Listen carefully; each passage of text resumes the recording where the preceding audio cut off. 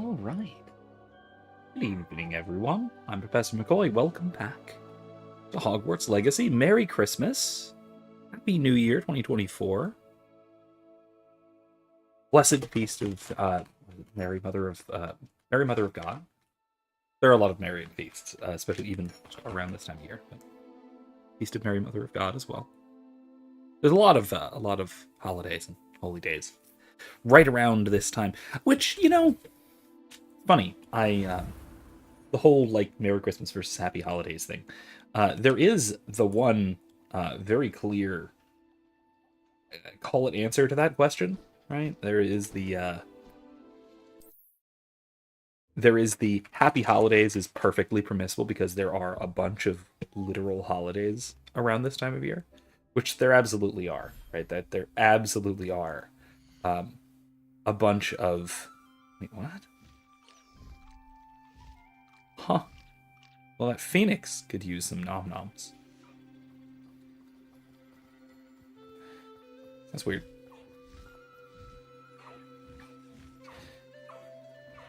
Let's go in to get a snack. That's fine. All right, anyway. But yeah, so I think that... now, as much as I am absolutely insistent on Merry Christmas, and I'm insistent all through the Christmas season, by which I mean the full length of the Christmas season, the really extreme length of the Christmas season, the all the way through Candlemas kind of Christmas season. At the same time, I'm not entirely against Happy Holidays, assuming it's not used in a secular sort of way. When I wish someone a Happy Holidays, I simply intend all of the various holy days that are around this time of year, and by golly, there are quite a lot of them. Let's go sneak into the headmaster's office. Oh no, this is the astronomy tower. This isn't the right place, darn it. Eventually I'm going to have to find the headmaster's office again, because there are some locked doors in there that we didn't have Alohomora 3 for yet. Oh well, it's fine. We'll get to it eventually. Also, I messed with my sound filters a little bit. My levels... Ooh, peeves. My levels might be a little off tonight, so if I am... Particularly, I'm a little concerned if I might be too quiet. So if I am too quiet, do let me know, and I can, of course, fix that. So yeah, let me know if that's an issue. Anybody, feel free. Otherwise... Off on another adventure, are we? Adventure. Excitement. Mustaches. Wait, wrong game. Not the right game. Anyway. Yeah, anyway. I'm okay with Happy Holidays in certain contexts. Because, as I just straightforwardly mentioned, right now, today is 3 reasonably significant holidays. It's Christmas. It's still, by almost any definition that isn't a secular Protestant definition, it is still Christmas. Even by the new liturgical calendar, it's still Christmas. It's only the, 8th day of Christmas? 7th or 8th day of Christmas? Whatever it is today, I don't... 7th. 8th. No, 8th day of Christmas. In any case, though, it's still Christmas by any reasonable standard. I wish we didn't have to use it. But then also, it's New Year's Day. Excuse me. Which is a Gregorian calendar thing, so I consider that significant enough. And it's a secular holiday, but even aside from that. And of course, it is the solemnity of Mary, Mother of God, which can't get much more significant than a solemnity. So yeah, there is a ton of holidays around this time of year. Plus we have the various feast days, the various saints, and all that kind of stuff. All that, because there's again a ton of them around now. Ooh, that's interesting. How do I get to this? I know I need to... Confringo. Aha! Accio. Okay, come here. Aha! There it is. Nice. Anyway.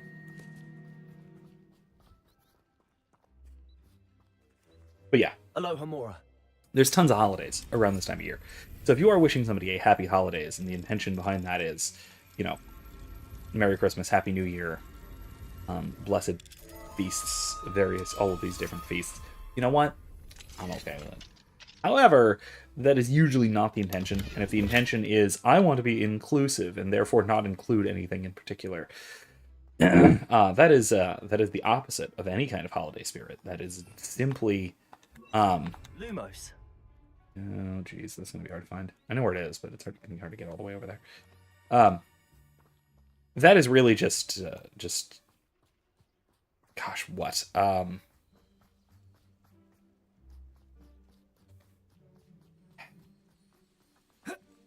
It includes, by trying to include everything, it includes nothing, right? I think that is the real problem with the kind of secular pluralism.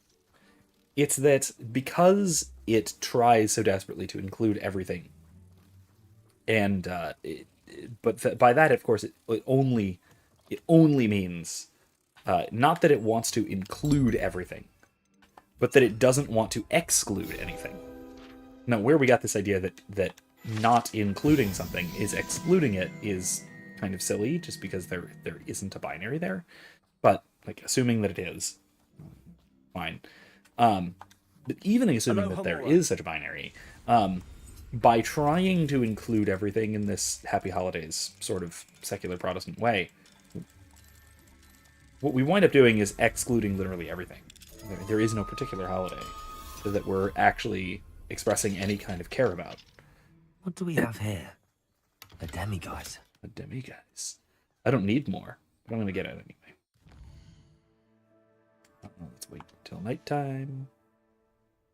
Mine now, demiguise. I don't need this, but it's here, and so am I, so why not? I'm collecting more moons. Anyway, though.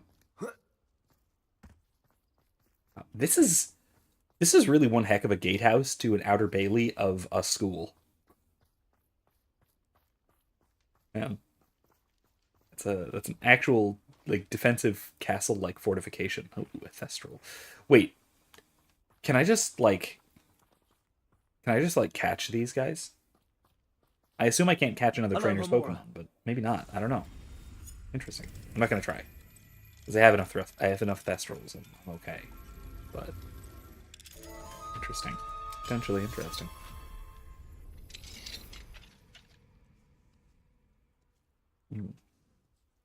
Heck is this? A butcher shop or a larder? Revelio. Oh, it's for the Thestrals, isn't it?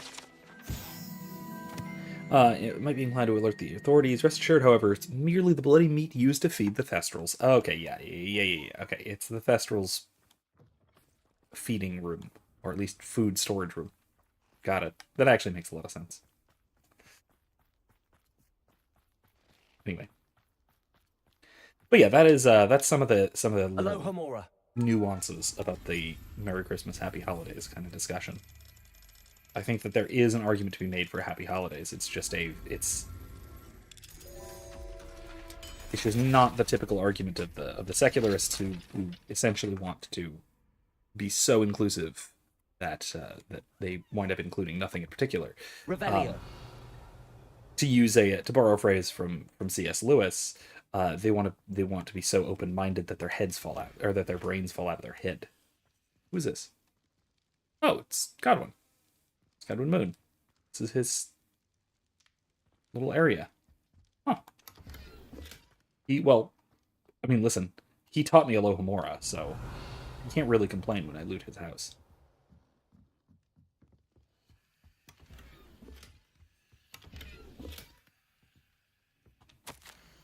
Dear Diary.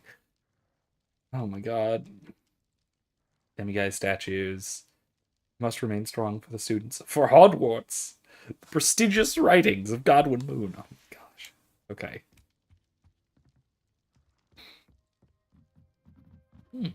Butterflies. Interesting. Anyway. Let's see. Anywhere else to open now that we can? Wait, I spoke too soon about the whole defensibility thing, because this isn't even damage. I mean, it is, but like look. This here with the archways. The way this is designed, it is very clearly this was never designed to hold an external wall. So I was absolutely wrong about this being defensible, because this is not. Yes, fine, there's a gatehouse. There's an outer gatehouse. But also, like this part is intact. And you can go right through it. So maybe not. Maybe it's not as defensible as I thought it was. Oh well, what are you going to do? I'm sure it doesn't actually need to be defensible, but it does actually utilize at least some genuine historical castle architecture, which is kind of cool.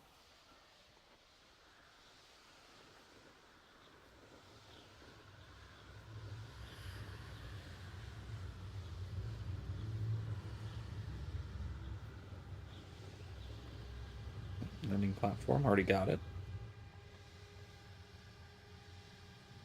Spiders. Don't want to tangle with them. Not at the moment. There's critters down there.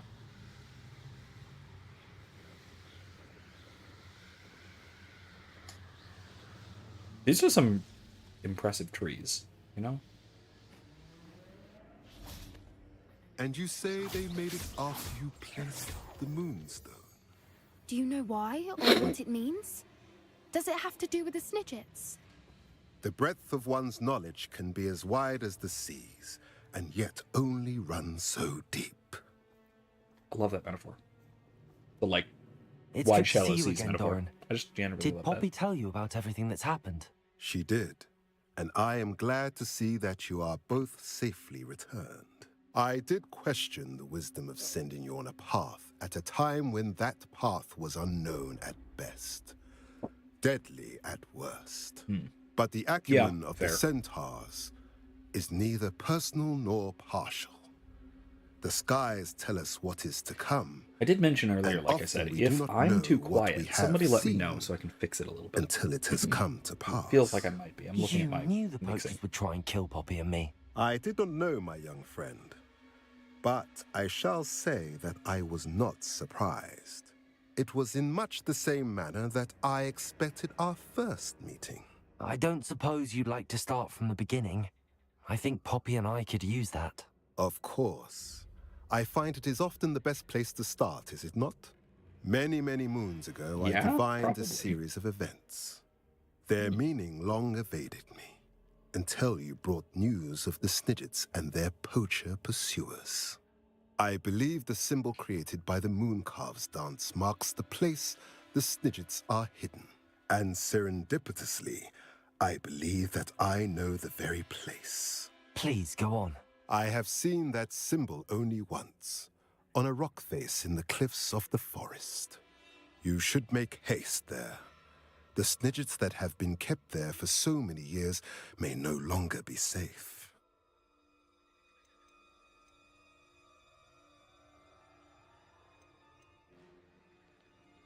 Oh. I mean, I am interested in divination. It's one of those bits of Harry Potter magic that is... It's kind of vague and loose. It seems like some of it may be... It's one of the few aspects... Let me put it this way. It's one of the few aspects of Harry Potter magic, like potion making, for that matter, that is from outside of oneself, right? We make potions by mixing together external ingredients. It's very scientific in that regard. This is divination, that is. Seems to be almost kind of the opposite, where it is simply reading of external signs or receiving visions, things like that. And so it does seem to be, in large part, outside of oneself, unlike, spellcasting, which of all variety of spellcasting is just, controlling supernatural or pseudo-natural forces. Arcane but natural forces, let's put it that way. So yeah, it's You fascinating. said It's you an divined a interesting, series of fascinating kind events of topic. before our paths crossed. What were they? I saw the arrival of a stranger, the threat of an enemy, and the return of an old friend. I believe now that you are the strangers, the poachers are the enemy, and the old friends are the snidgets. I also saw two places tied to these events. There's a difference in The number cave there. with the moonstone, and the henge. The latter was bathed in moonlight. All right, well, let's If find you're it. right about this Shall we? place, then we should make our way there. I shall see you there. We cannot afford to lose the snidgets once again. Well, all right then, let's go.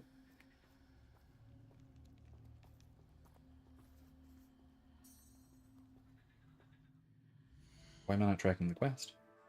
Ooh, wait, I found some stuff. Oh yeah, I got this one, which is cool, but no, sticking with that. I'm still just so very tempted by this one. That is. Yeah, I'm gonna. Oh, yeah, I'm gonna stick. Anyway, let's see what I find. Anything good? Nah. Nah. Quests. Wait, what? Why isn't it?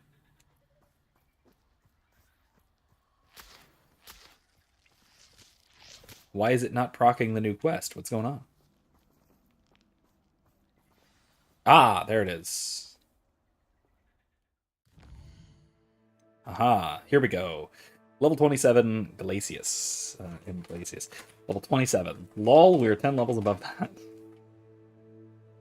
Even this is only, like, the main story quest. We're only asking for level 24, and we're at 37.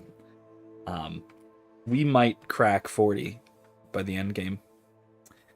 Like I said, I only got to 38 in my previous playthrough, and that was by the actual end of the game. And of course, at that point, you can, of course, still sort of continue onwards. Oh my god, that is so far. Brockborough. Where in the... Oh no, okay, it's not that far. Okay. Let's fly there, shall we? I don't know why Poppy can't just fly too. Because we're all just buzzing on over. Oh well, it's fine. Let's go. Alright. So yeah.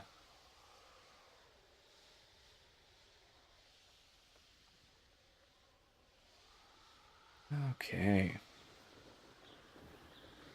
Actually, while we're right here by Hogsmeade, I'm gonna just shoot on down and sell some of my stuff. Then Does it get any more cozy than Hogsmeade? Hello, yeah, then be we'll with head you in on a over. bit. Let me guess, you're after something fresh? No, I just don't need all these various clothes anymore.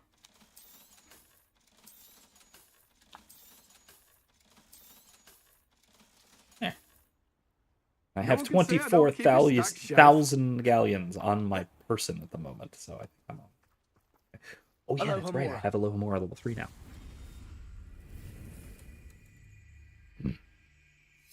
Excuse me.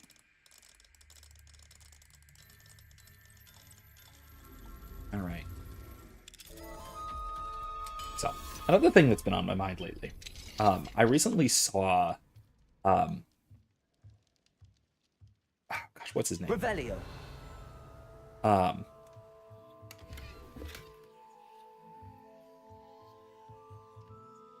Chris Gore, right? I think his name's Chris Gore. A documentary about Attack of the Show back on G4 from 15 to 10 years ago, give or take. A little more than that, actually. On both ends. Which was, first of all, a great documentary. But then second of all, in addition to being a great documentary, was also, it reminded me pleasantly of a very different time. And I've been thinking about this a lot, really, lately. I mean, honestly, I've been thinking about this a lot, on and off, for years. That there was a window of time, more or less, from a little bit before to very, very shortly after I was an undergraduate. Where is it? There was a window of time. Let's call it... Accio. Oh, I don't know. The... Wingardium Leviosa. Let's just be really vague and say, like, the 10-year or so period from... Maybe that might be stretching it too much. I was going to say 2005 to 2015. Incendio. That might be stretching it a little bit. Accio. Wingardium Leviosa. There you go. Levioso. There we go. I might be stretching it a little bit, but that captures the intriguing. time period. If we wanted to hyper focus in, it would probably be more like 2008 to 2013. That's probably a bit of a more focused look at the time period, the cultural moment that I'm referring to. But we could broaden it out a little bit, maybe. And it was what I really like to refer to as the time period when it was cool to have fun. Right? Where... So, before this, right? Before, say, the mid to late noughties, if you were a geek or a nerd or whatever, you were really uncool. Like, really uncool. Like, when I was a kid, I couldn't really just... Seems a pleasant enough little place. I couldn't just randomly talk about Star Wars to just people around. Friends or acquaintances or whatever. Do you That'd be have a weird. moment? For you? I'd be a hell of a Always. weirdo. You're a hero around here. What do you have for sale? But like but then once Anything I can the help you sort of find? like I said, the mid to late noughties came around, doing geeky stuff, nerdy stuff, it started to gradually become not mainstream yet, but an acceptable Thank you for subculture. stopping by. I appreciate your business. And this kind of coincided with me being in high school, Poor Mary, a victim of her own greed. which, No matter what, I she didn't appreciate. deserve to be That was killed by her nice. spiders. You think you know people. I don't actually need any of this now. Thank you for stopping It in. was actually it Sure was very visit us nice again soon. being able to be nerdy when I was in high school, when I was in fact pretty nerdy. That it wasn't that looked down upon, at least not most of the time by most people.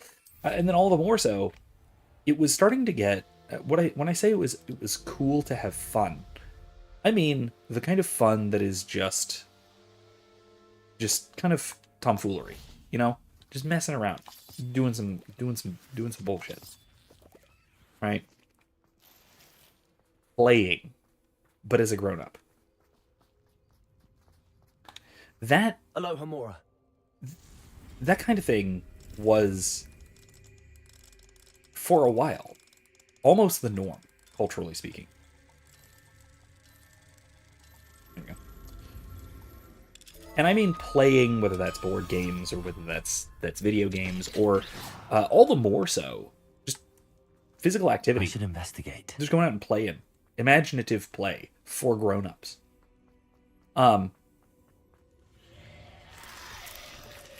Okay. Incendio. My go-to set of examples for this was what campus life was like when I was in college. All right. So I was in college from 2009 to 2013. And I mean, obviously I was still in college after that, but I was in grad school, so I wasn't exactly an undergrad. And it did last a little bit past that. But 2013 is kind of the cutoff for this. It didn't last much past my graduation, but it did a little bit. So let's call it 2014, 2015, something like that. Where During my time, and this was at a very large university. This was the University of South Florida, which was like 45 to 50,000 undergraduate students. Now, not all of those were on campus, yada, yada, yada. Standard caveats apply, but it was a big school. But still, despite that, being a very large community, large parts of that community would just do stuff that people before and people today would kind of hesitate about. Would be like, nah, that's kind of, isn't that kind of, they might have said, isn't that kind of like before, in the before days, isn't that kind of dorky, isn't that kind of nerdy?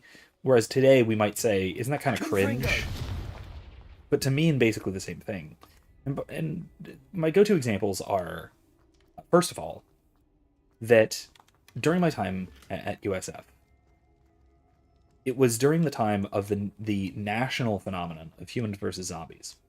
Right? Humans versus Zombies is basically a 4 to 7 day long game of tag, but one in which you are so you start off as a human, and you try not to get tagged by the zombies and turned into a zombie. Now, if you get turned, then you become a zombie, and you try and tag the other humans so that they become. I know what that means. Merlin trial. So they become zombies. Basically, it's like a zombie infection plague. It's the usual kind of thing, right? Which was very hype back then. Zombies were a big deal. Think Walking Dead, think all that kind of stuff. But it wasn't just the zombie element of it. A large part of it was just that you could get, in this case, every semester, you could get about 1,000 students, roughly, 18 to 25-year-olds, because there were some slightly older students, but it was mostly like 18 to 22-year-olds. You could get 1,000 students, literally 1,000 players every semester, and it was different groups of people because it was a different semester every time. It was a cycling group, right? You could get 1,000 students to go run around campus and the surrounding area 24 hours a day for like 4 to 7 days, trying to infect other humans while also trying to defend yourself by shooting people with Nerf guns and throwing socks at them. Right? This whole thing is just, it's incredible that this happened. That this was so popular, and it was. Like, USF was not the only campus where this was. Revelio. This was a huge thing, right? Humans versus Zombies was a big deal in a lot of places for a good long while. But it's the kind of thing that you could get. Like I said, you could get, 1,000 students. That's one in 40, or maybe 1 in 50. Lumos. Of all the students on the campus to go and play with Nerf guns for a week every semester. That's nuts. So tricky after There's no all, way Merlin. that you could do that today. There's no way. Simultaneously at the same time, there were other events and stuff like this that were just basically, hey everyone, go play for a day or two. It was crazy. But then also things like, at one point there were, I think, 7 or 8 simultaneous live action role playing games, LARPs, that were going on USF's campus simultaneously. So they were going on like different days and different times, because a lot of them, like some of them were the same people playing, but not all. There were like 7 or 8 LARPs going on this campus among regular old students, just kind of going out and playing once a week, twice a week, whatever. Playing either whether it was their favorite movie or their favorite TV show or their favorite anime in a couple of cases, or whatever it might be. Just going and playing, you know. The ones I participated in, there was a Star Wars one, which was probably the longest running that I played. There was a Bleach one, so Bleach the anime. Come on, I can't dismount. There we go. Jeez. And that was pretty fun too. That was a boffer LARP, so padded swords kind of thing. Accio. There was Guardian Leviosa. Dagger here, which was a more heavier, I guess a heavier contact kind of LARP. Levioso. Still boffer weapons, so padded swords and stuff. Revelio. Then what else? There was, and this was again all simultaneous. There was also a vampire one. There was a werewolf one. Those are more widespread kind of things. There was a Warhammer LARP, again simultaneous. I'm trying to think what else there was. There was one or two more that popped up that came and went. There was also more that like came and went in this time period as well. Over the course of a few years, there were some LARPs that only lasted a year or two, and some LARPs that were ongoing for 7 or 8 years, which is kind of nuts. That you had grown ass adults, in some cases like former students. So a lot of these people were a lot of the people participating in these things were in their 30s. Not Who sure just how go and I'd play, fare in a little place like this. and that's just not something that I think would be common or popular Oh, today. here's a pleasant surprise. I mean, I know this for a fact. I actually I'm pretty regularly on a few college campuses, and I know that in fact no, that sort of thing is not particularly popular Revelio. these days. No, you're not going to. You don't have, half a dozen LARPs on any given college campus at any given time. Bombarda. In fact, in most campuses, you don't have any. And that's just a big change in culture, And it's not the pandemic. It's really not the pandemic. I mean, the pandemic didn't help. I mean, really. The pandemic didn't help literally. I mean, it's not correct. The policy response to the pandemic didn't help almost anything cultural. It was an absolute utter disaster that ruined everyone's lives for 3 years. In some cases, just 1 or 2 years, but for a lot of cases, like 3 solid years. So it's horrifying, but it's not what killed it, right? Because none of these LARPs were around past 2015, 2016, something like that. Same even goes for Humans versus Zombies. Humans versus Zombies at USF at least kind of died off by 2015, 2016, something along those lines. And it's not because anything happened. It just kind of fizzled. Just kind of petered out. Just kind of, there wasn't the same interest there used to be in going and having goofy fun. And I don't know what happened. Welcome. Do have a look around. Really don't. It's an interesting again, phenomenon Mr. where there Thistlewood. was this time Oh, it's you when again, fun my was cool. favorite Hogwarts student. Never attended Hogwarts myself. In fact, I've never been more than a stone's throw from our humble hamlet. There was Now, a how 5 may to I 10 be year of period of service? time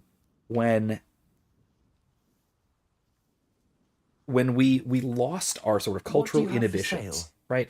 Our tendency to say, Now, nah, how I can don't want I to do help? that. It's not that cool. It's not a cool thing to do. Right? We lost that. I'll be able to We put just that to dumped good that use. aside. We just thought, you know what? No. I don't care if it's cool. I don't care if people see me doing it or whatever. I'm just gonna go do something fun. Thank you. You know? I hope to see you again Like- soon.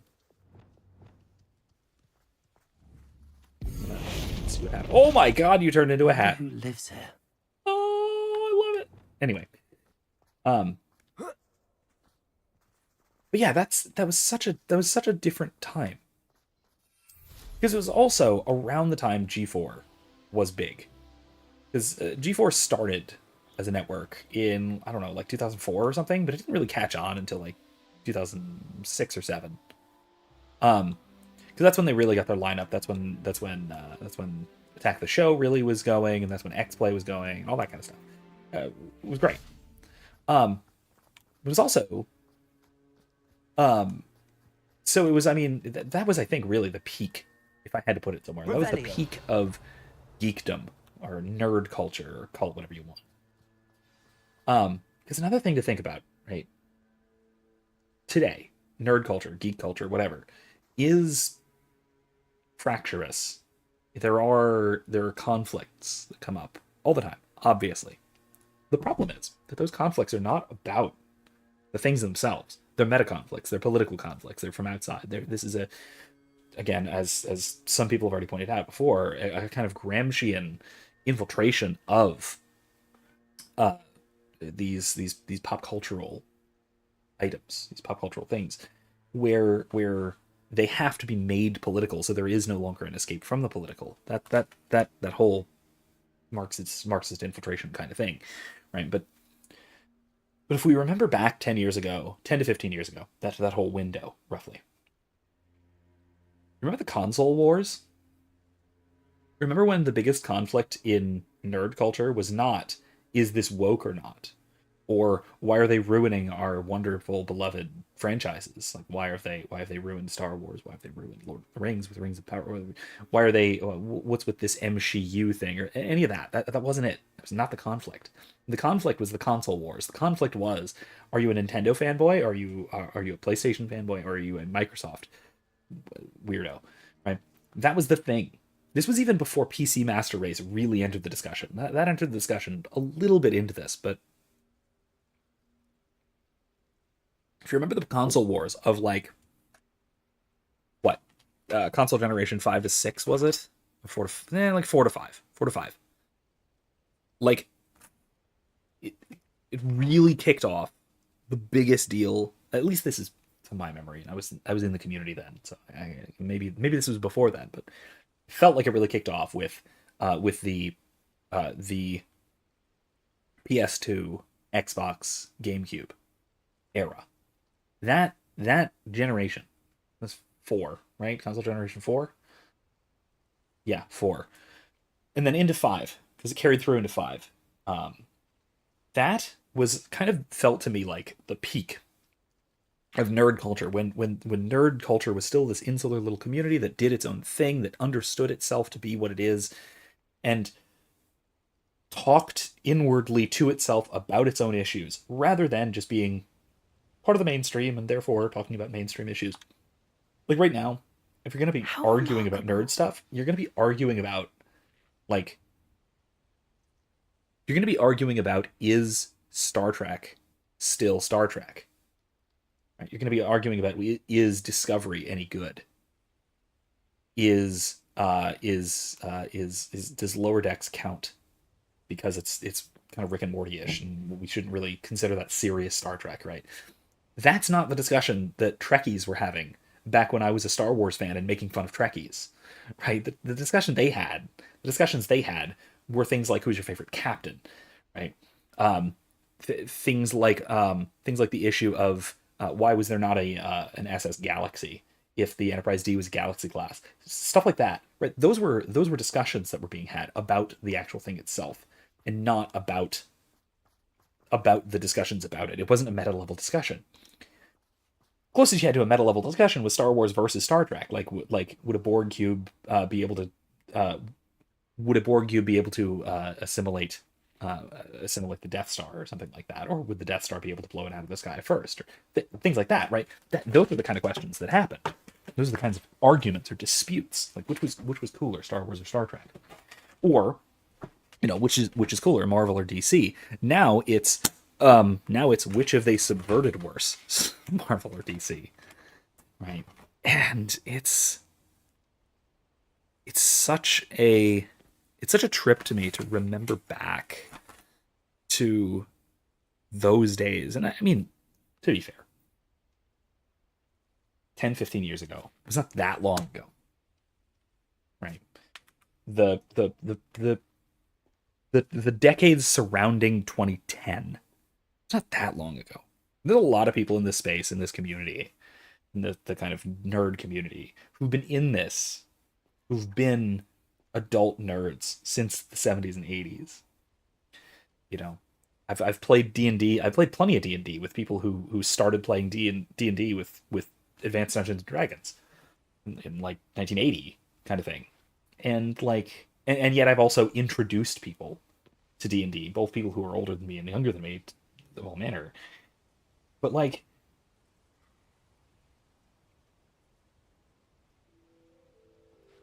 I don't know, there's been such a shift in that kind of a culture that coincides with this shift away from it being cool to have fun, as I like to kind of describe it.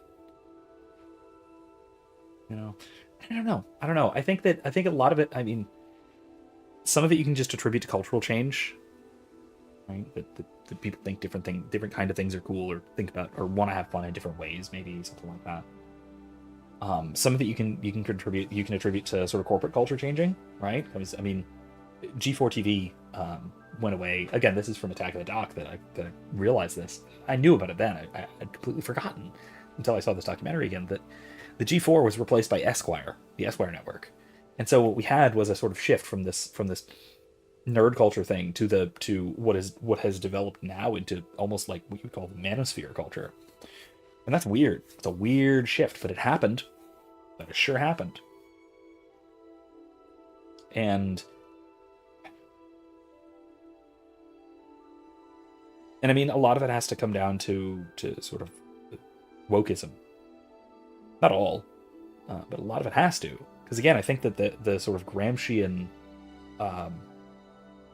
infiltration of these pastimes with politics for the purpose of eliminating them as escape from politics, which is again a very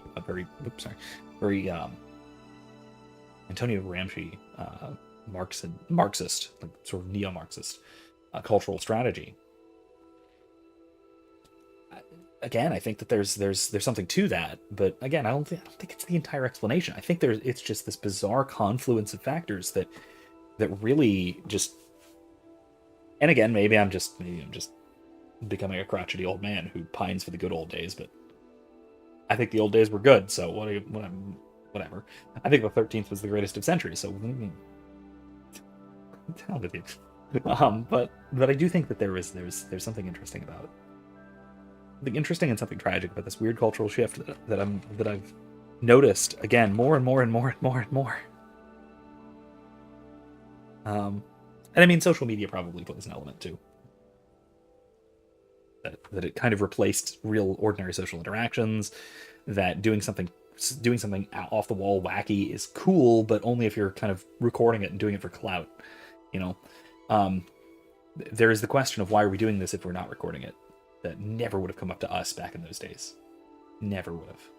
Like sometimes I would record some stuff we used to do. Like I'd record, like there was a guy who was a professional photographer who did like documentaries, like edited together documentaries of the Humans vs. Zombies games and things like that. And he did a really good job of it. But he was the guy who was doing it off on the sidelines. He was not like most people didn't have like gun cams, even though those existed. There were GoPros and stuff. There were a few people who did, but they basically just gave them to John, the guy who is the photographer, and said, "Here, use my footage. It'll be really cool." Right? It wasn't like we weren't doing it for that. We did that to remember what we did because what we did was really fun. I don't know. I don't know. As soon as I don't know what I'm really getting the at here, symbol but above man, the it's entrance? just. It's the one the Mooncalfs made at the henge. How did we not find this Of earlier? course, Doran implied as much, but to see it up there. Could this actually be where the Snidgets are hidden? Let's find out. Doran's waiting for us just up ahead. I'm ready if you are. Anyway, yeah, I don't know. It's Can you believe it? Actual Snidgets. It's I'm got a glad bird we seem on to it. be a step ahead of the poachers.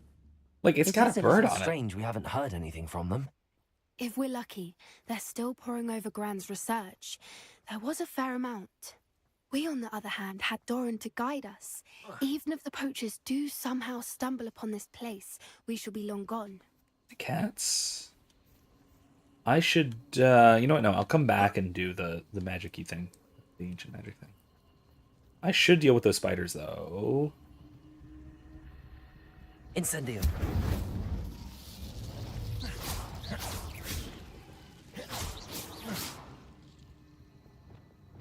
Confringo. Accio. Incendio. Hop. Oh, Big Mama.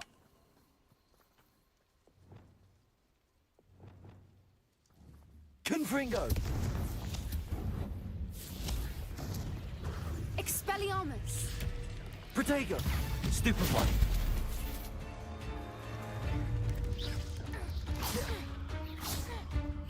Crucio! Avada Kedavra!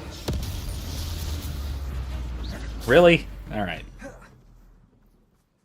I sincerely hope we never have to do that again.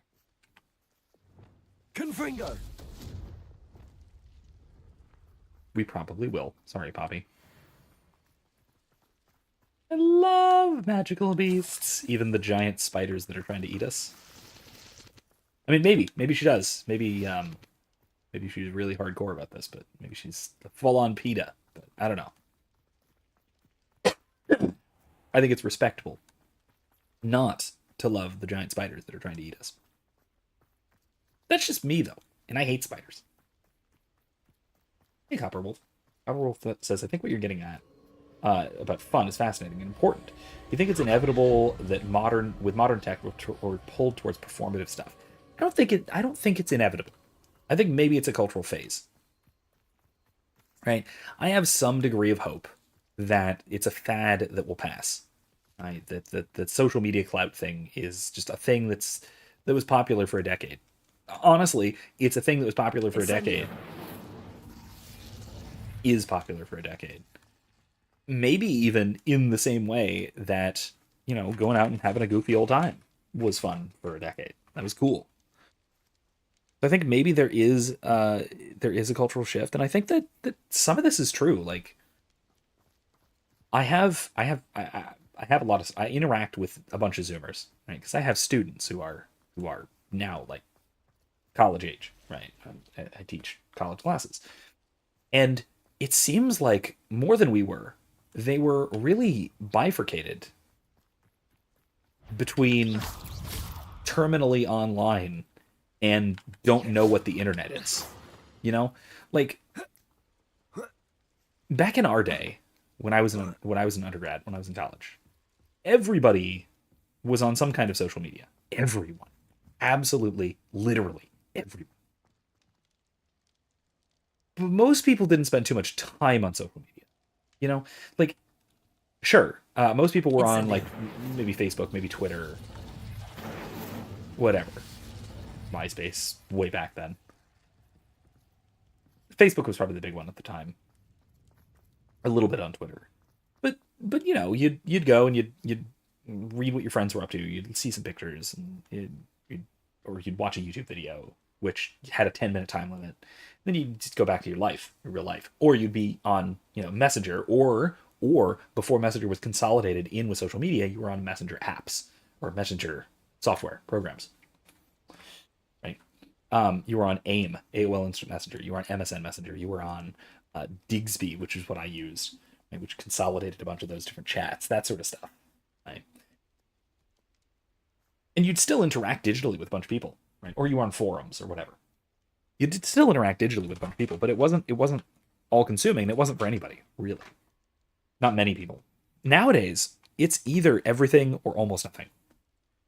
There are people who are on every social media there is and are on it every second of every day. Greetings. Or there are people who just don't we do haven't that kept you waiting at long, all. Doran. There were basically Not at all. offline Then again, people. it is not I who awaits your arrival. Do you have the moonstone? Oh, right. We do. Right. Let's do Good. this. It is as important to Puzzle what time. happens next as both of you are. Puzzle So, time. what does happen next? What are these pillars here? A safeguard, I suspect. There is only one way to find out. And as for how You stick to the go stone about into that, the socket, right? the two of you may know better than anyone. Interesting. Okay. All right. So we got to figure out where the shadows are pointing, and we have to point the shadows at the right spots. We need the sun and the key thing. We need to point the shadows at here. And where's the sun? Over there. Okay. So if I pull this one, Accio! I wonder if the pillars move at all. they do. Ooh. And then this one I have to go literally all the way around. So let's do it. Look at those shadows move. Oh, man, that's cool. I don't have ray tracing on, do I? How could I? They're right? That did it. Look, Yeah, Doran, nice. a doorway. I Nice. suspect we all know what lies beyond that passage. And now, I'm afraid I must leave you. What? Oh. At least for a time. Do you not fit? You're not coming in with us. If the Snidgets are here, the herd will want to see the truth of it for themselves. Alec especially. Go on without me. I will rejoin as soon as I am able. Yeah, anyway, I have hope. I have hope that the extremely performative kind of Revelio. the performative element of permanently onlineness might pass. I think there's a chance for fun to be cool again. But again, it's really hard to predict cultural trends, right? Because there are so many factors that go into cultural changes that it's So you know, many books. nearly You impossible. haven't seen my grand study. And this is why futurists have so much trouble predicting patterns in society, right? Because, man, patterns in society are Look at really the hard to runes on predict, the just walls. because They're all creatures. there are so many factors This that go place into must have been built that go to into protect any them. given They had nothing to any given fear. social change Revelio. or political change for that What matter. makes you say that? The poacher camps always felt Incendio. oppressive. It's hard to explain, but the feeling was palpable. At least to me. The sense I get here is of safety and calm. Quite the opposite of the poacher camps. Revelio.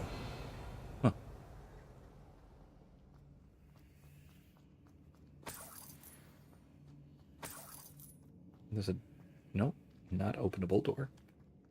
This is neat. Ooh, not grass, huh? Okay. Yeah, I don't know. I'm not sure if it was inevitable. Just like I'm not sure any serious social change is inevitable. Like I said, because and for exactly the same reasons that they're not predictable. It's because there are so many factors that go into Revelio. any given social change. I think that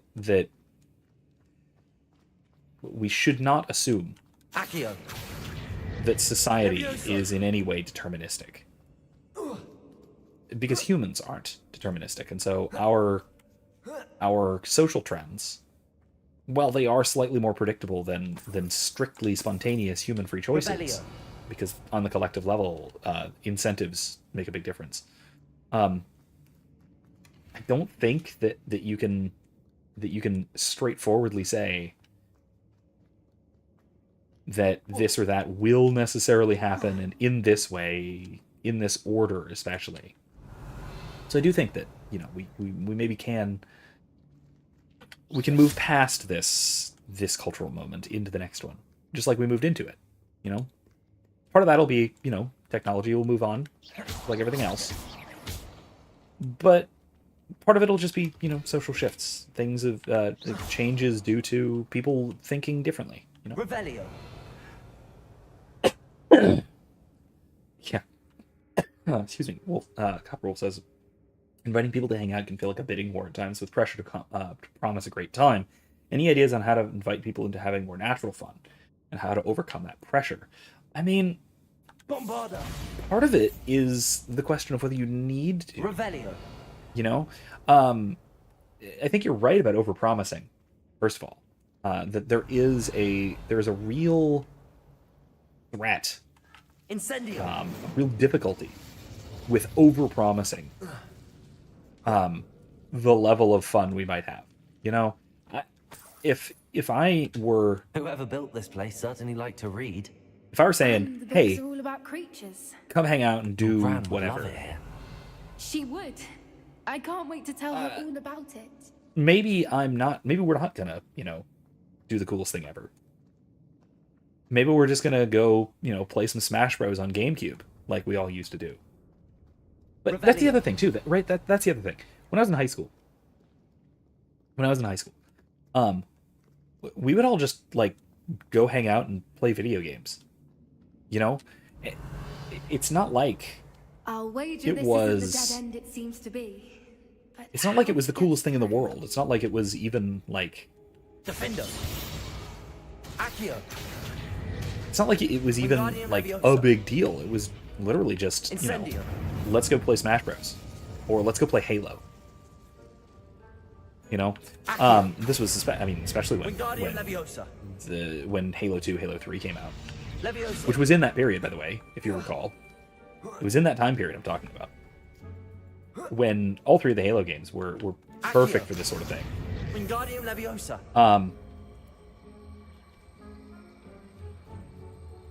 Where you could just go do something fun. That was spend all day playing Halo or playing Smash Bros. or go over your buddy's house and play through the co-op campaign of pick your favorite. Pick your favorite Glacius. whatever kind of first or third person shooter or whatever it was. It was the kind of thing where How clever. you could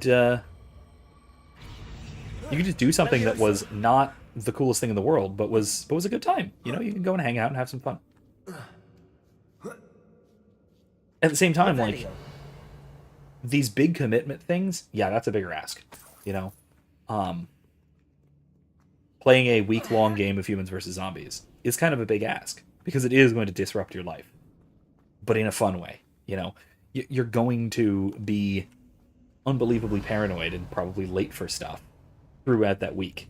Look at this place. Because you're going to be either hunting humans or running from zombies, or both, right? A combination of both. And you know what? That is a. Oh, What was hello. that? You're Not Doran, that's for certain. Oops. You've made a mistake. Confringo. Stupefy. Imperio. Hey, you. Help us out here. Protagons. Stop thinking around like a... You dare slay one of my own? Back Yep. on the ground with you. Don't think I won't fight till the end. I dream of making a better world. What? What did you do? Protego. Nothing more. That. Oh god, that's some lag. Oh yeah, the centaurs are showing up. That's why there's lag. Jesus. Sorry. Ready your wands. The fight. Oh shoot, Don't you there's people more. have anything better to do? Come here. That was stupid. Back for more. Protego. Shall we finish what we started?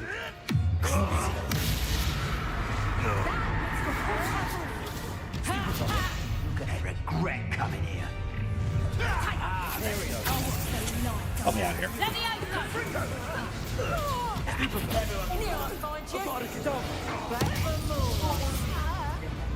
Monica, what are you doing? I shall make much of you. Dare slay one of... That was for.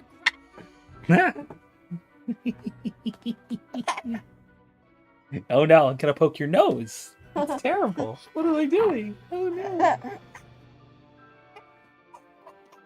Oh no, you're gonna eat me, aren't you? You're gonna bite. No, you're not gonna bite me. Oh, you're going for the mic. Okay. The centaurs have more legs than my dedicated ram. Yeah, they do. They apparently do. Uh-oh. I just upgraded my ram. What even is this? I don't understand. I don't know why it's doing this. Anyway. Good night, honey. Mwah. Yay! She thinks that's funny too. Oh gosh, she's. Well, you heard. I don't know if you heard, but wife said no more invading. So we'll see. Maybe Monica will not invade anymore. Maybe she will. Maybe she'll be back. Maybe she'll just wander in here again. It happens. Anyway, yeah. Copperwolf says, yeah.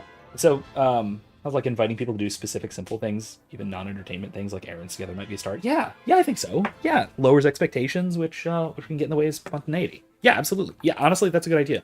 Hey, I'm going grocery shopping. You want to go to Winn-Dixie with me? I mean, I am not one to talk about this, honestly. Part of the problem for me is I live out in the middle of nowhere. Particularly, I live very far away from most of my even my IRL friends. I never liked My friends that I have from quote, real life in person kind of friends.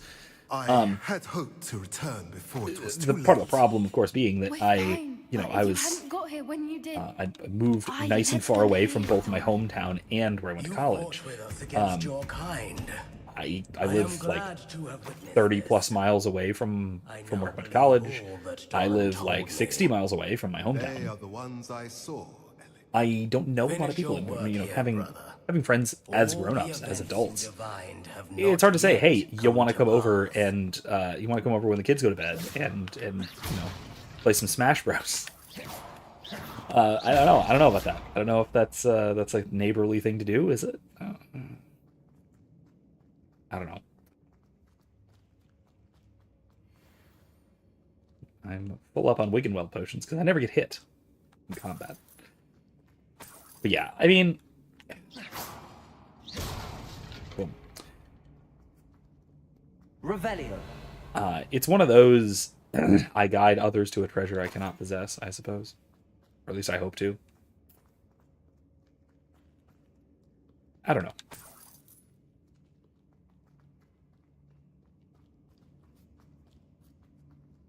But yeah, and I mean, like, the whole, hey, come and play Humans versus Zombies for a solid, 5 days and 6 nights kind of deal. That's a big ask. That is going to really interrupt someone's life, but in a good way. And I think that it's really incredible that we got so many people to do that and just to, have a good time with it. Not everybody was hyper dedicated, Not everybody showed up to the dedicated missions and stuff. They're just running around between classes with an armband and saying, I'm a human and I'm going to throw socks at people, Hey, Kevin, welcome. Welcome, welcome, welcome. I was just talking about how it used to be cool to have fun.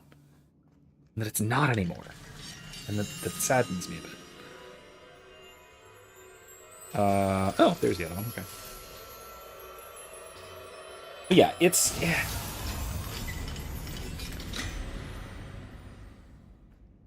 But big deals like that are, like... It used to be really plausible, but I think maybe we need to build back up to it, culturally speaking. Like, hey, I got some boffer swords. You want to go spar? Want to go try out some combat styles? Want to learn how to sword fight? Something like that? I bet I could... They look snitched eggs. I bet I could convince just another professor, or hell, even some students to go do that. I mean, you know what I should do? You know what I should? I should. You want us to... I should do that. I have enough boffer swords packed away. I could probably convince a handful of students, hey, who wants to learn sword fight? I've got enough experience in the matter. I could teach it as an unofficial extracurricular, just kind of thing to go do that's fun. Which they are.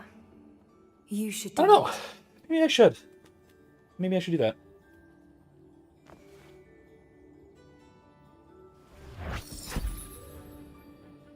Well, Copperwolf says about inviting neighbors. Yeah, my brother literally did the invite neighbors over, but with board games, and it worked. As a regular group now. See, that's awesome. That's right. That's great. I mean, Kevin's having fun. Confirmed that it is cool. They're lovely. I mean, these eggs are filled But with what happens filled now? with They can't care for themselves. bird. And surely once word gets out of their reappearance...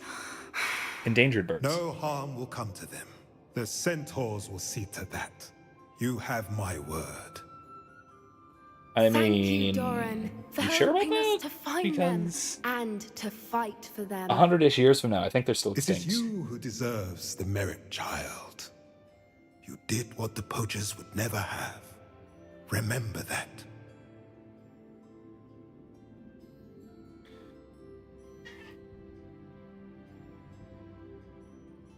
A delicious danger.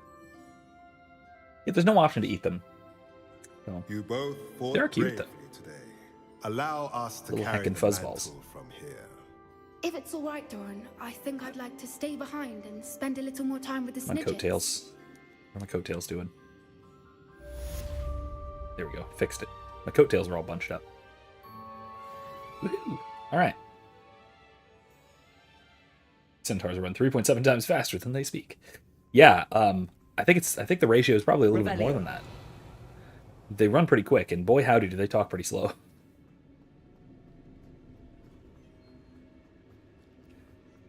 Now that I think about it, okay, no, there is one centaur in the movies that actually has speaking lines. I was gonna say they only show up in the fifth movie, but that's not true. They show up in the first and then yeah, they show up in the first one, the fifth one, and then again in Deathly Hallows Part 2, so the seventh. The only time they have speaking lines, I think, is in the first one. I don't think they have any speaking lines when Umbridge gets dealt with. Anyway, though, yeah, I'll say that I think we could do that kind of wacky sort of thing again. I think I probably could. I probably could convince a handful of students. Actually, I'll say this. Last time I taught at USF, which unfortunately was a while ago, so I wasn't on campus the next semester to take these students up on the offer. But a couple of students were saying, "Hey, you taught a lesson about sword fighting," which I did. I integrated it into a sort of cultural differences lesson because I'm very familiar, both practically and theoretically, with both traditional Chinese and Renaissance, especially Renaissance European, broadly speaking, mostly Italian fencing. And because I have this cross-cultural familiarity, I brought it up as an example in class, and I brought a jian and a small sword, both, and I did a sort of comparison and talked about the differences and the biomechanical differences and all that kind of fun stuff. And I had a couple of students, funny enough, message me on Discord afterwards saying, "Hey," at the end of the semester, saying, "Hey, if you're on campus a bunch, do you want to teach some sword fighting, some sword techniques stuff to some of us?" And I was like, you know what? Yeah, hell yeah. Next time I'm on campus, I'll take you up on it. But I wasn't on campus for like a year. Oh, so I just kind of, I dropped it, and I didn't get back to them on it. I did get back to them, and I was like, "Hey, sorry guys, I'm not around so much, and I can't really help you out like I wanted to."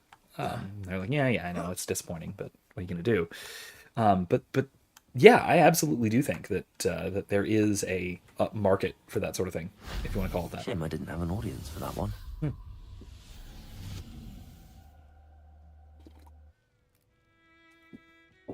And yeah, I think you're right. Copperwolf says even if like 3 students took me up on the sword fighting thing, it would be such a cool way to add some whimsy into everyone's lives.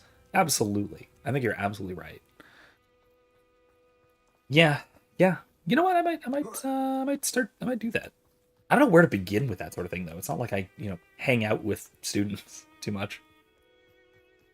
On rare occasion, I'll chat with students after class, that sort of thing. But I don't know. Next time it comes up, maybe I'll bring it up to the class and see if anybody takes me up on it, that sort of thing, Evan, if you do actually forge a dagger and send it to me, what, is that like a thing you've started doing? Is this a hobby you've picked up, or what? Have you started doing like blacksmithing? Or because I got some blacksmithing friends. I got some buddies who do blacksmithing, who make knives and stuff. Cool, fun thing. Apparently, it's quite it's a good hobby, and one buddy of mine who I know from college, and I've also played D&D with. He's a professional blacksmith. He makes knives and daggers and things like that, and he sells them. Long ago, no doubt. Makes really good ones too. Does damn good work, handmade and everything. Cannot remember for the life of me.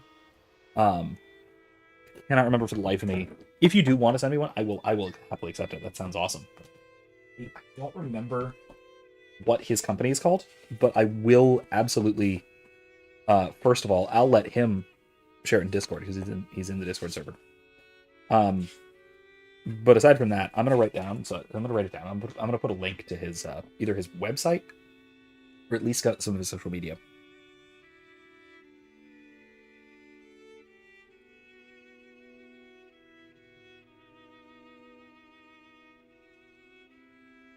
Here, let me write this down so I don't forget. I don't want to forget.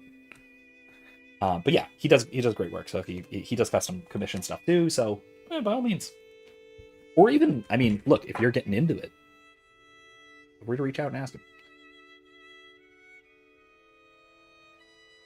Hey, listen, if I mean, everybody's got to start somewhere, and if you want to start with come up with something cool, you know. And that's the thing, is like the kind of thing that you're talking about, Kevin. Just, you know, making a knife for somebody. If that's the kind of thing that you want to do, like there's no, first of all, there's very little stopping you. We live in a world where that kind of knowledge is just absolutely accessible, just very accessible. Now the actual, you know, materials required, that sort of thing, that might be a little bit harder to come by, but not impossible. Appreciate you stopping by. Right? Like a forge. Me again, I don't exactly have access to a forge. I'm not going to go building one in my backyard. We got too much crap in the backyard anyway. Not crap in the backyard. Too much stuff for the kids to play with in the backyard. Let me put it that way. There's no room for something like a forge. But I mean, in a lot of cases, that sort of thing, go for it. But like the fact that on any given night, literally any night of the week, I think, you could go somewhere on USF's campus while I was an undergrad. Any night of the week. And you could see some people pretending to be some kind of sci-fi or fantasy creatures doing something. Role-playing. That was just a regular occurrence.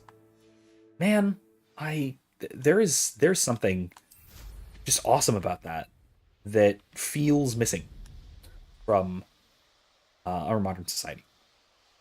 But yeah, and I mean, think about it. If I were to just sort of like hang out with a handful of students and say, here, check it out. We're gonna learn some differences.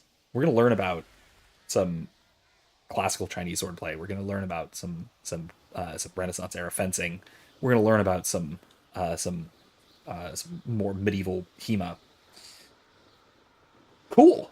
And then people will see that and be like, what the hell's going on? But I think that's actually part of the difference too, is back when I used to do this sort of thing, back when I was in college, Revelio. That sort of thing was, because you'd just see it, it was all over the place. Most people who did see it were just like, oh man, that's cool, I want to check it out. Whereas I think most people today would be like, that's weird, what are those people doing? And they would either linger at a distance for fear of being infected by the weirdness, or they might record it, you know, post a video somewhere. I don't know. I'm interested to see how something like that would go anyway.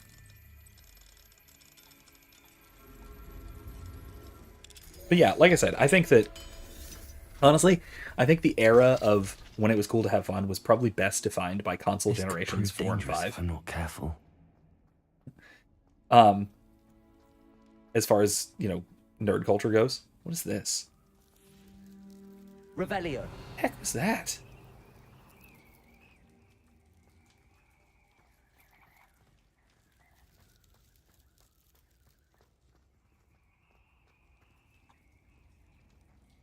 What in the world? Okay, you want me to go through here?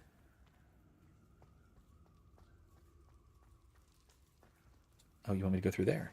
Oh, hello. Wacky. Huh, okay, that was cool. Anyway.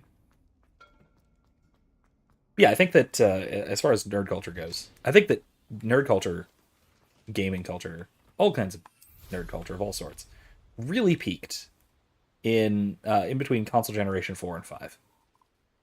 Between, roughly speaking, the GameCube and the Wii, or the Xbox and the Xbox 360, or the PS2 and the PS3.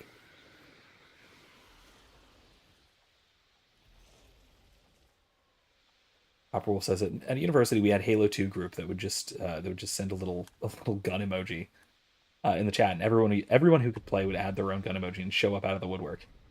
Man, that sounds great. That sounds great. If I may ask, I don't know when this was.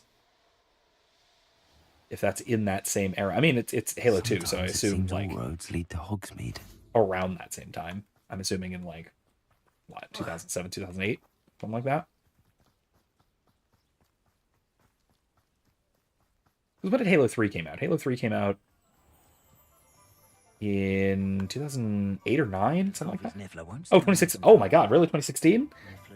You went and just kind of hung out and played Halo 2 on college campuses in 2016? Holy hell, that's pretty awesome. I gotta say, that's pretty cool. Honestly, I'm surprised. Because by the time I was still lingering around college campuses in like 2016, it was way different. It was way different. There wasn't nearly as much of that kind of stuff. Disappointingly. There's Ollivander's. I hope he can help me craft the Keeper's wand. Alright, let's go do this. Hello, Mr. Ollivander. The room is just called the Halo room. Where they had old Xboxes. The only game that would work was Halo 2. Professor Figgs sent 4 giant tube TVs and a bunch of controllers. Oh man, that sounds awesome. It was a bit cryptic. Said you need to have a special wand It does pretty sound epic. That you'd bring me the materials. Yes, sir. I have them here. Oh, my. How extraordinary. Remarkable design. I will be honest, I have never crafted a wand in this fashion. Repaired broken wands, of course, but this is something else entirely. Keeping me on my toes, aren't you? I think I can work with what you've brought me. Let me see what I can do. All right, well, let's see. Kevin says, on PS2, I had an Imperial-only profile Battlefront 2 that had specifically 50,000 rebel kills. I'll always cherish that. That's pretty awesome. And I'll say as well, that was before... Maybe this is a contributing factor, too. Probably not, but maybe. That was before there was a big console peasant versus PC master race debate. Like, PC gaming hadn't taken off then. Like, PC gaming was a big deal in the early 90s for point-and-click stuff. Like Doom and early like ROM games. It is done. And then, it really also then took off even again with the rise of Steam, really. Feels like that really became a big deal. I don't know what, 2013 or 14? I should warn you, I've never seen a wand like this Concurrent before. to the 360 My suspicion, and PS3, I think. as Professor Something Fig like that. implied in his letter, is that it serves a unique Copper Wolf purpose. says, I first went to university in 2010, I doubt you took shall a break, find much use returned for in it 2016. otherwise. Definitely a big difference in culture, but also went to understand. small places. Thank Oh you, yeah, sir. that is a big difference, you know. I mean, I'll say, I did like being a student at the big ol' heckin' giant 40,000 student University of South Florida. I'm afraid you're on your own. I've ensured that we have a moment to ourselves.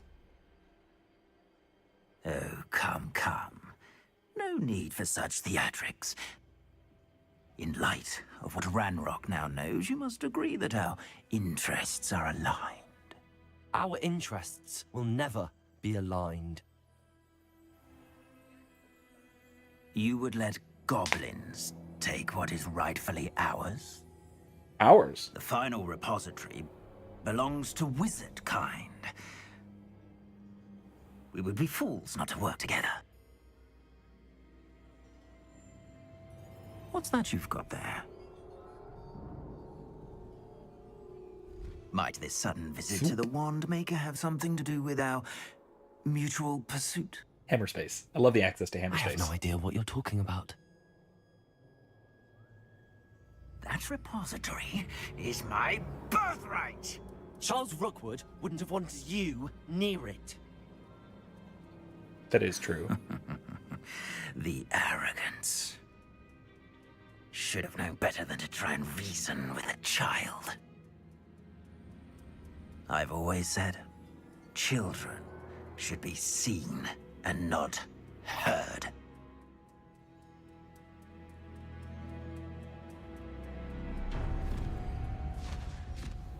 Oh, okay. That's not how apparating is supposed to work, but alright. You're absolutely not supposed to be able to apparate with somebody unwillingly.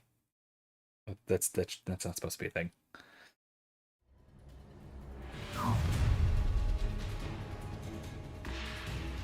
Where are they? Oh, there you are. Protego! I'll make you Imperial! another. Aha! A lamb to the slaughter.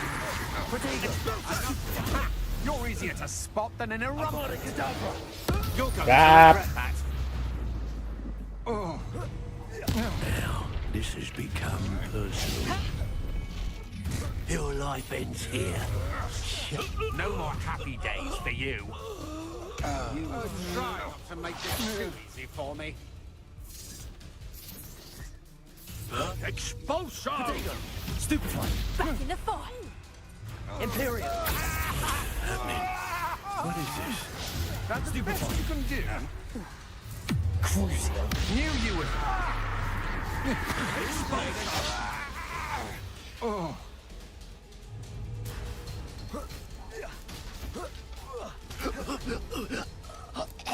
You should have joined me.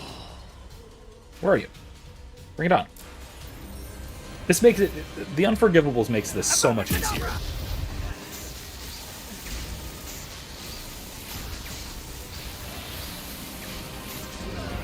Well done, friend child.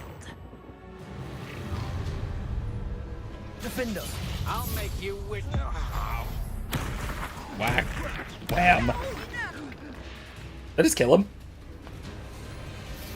Was that him? Oh no, yeah, that was him.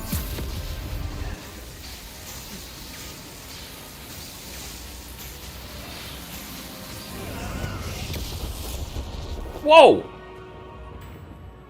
Did I just disintegrate him? Because... And got 10 galleons? I think I just disintegrated Victor Rookwood and got 10 galleons for my efforts. I can't believe it. Rookwood's reign is finally over. I'll need to send an Alternati right away.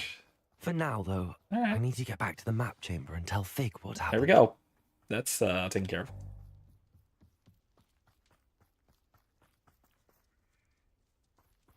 Well, stop right there! Defender! Okay. The beasts around here can sleep a bit easier now. Hello, Hamura. Kevin says, okay, you guys are chatting back and forth. That's fine. Where is it? There it is.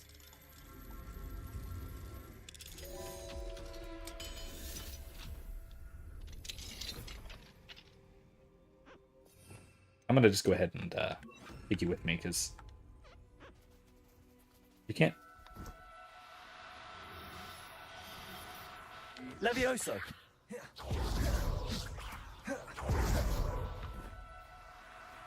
There we go.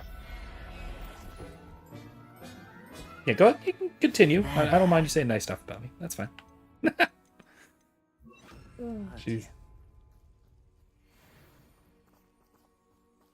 Revelio! Yeah, what Kevin and I we met on on the internet, right? We're just those that kind of internet friend, like I was kind of talking about.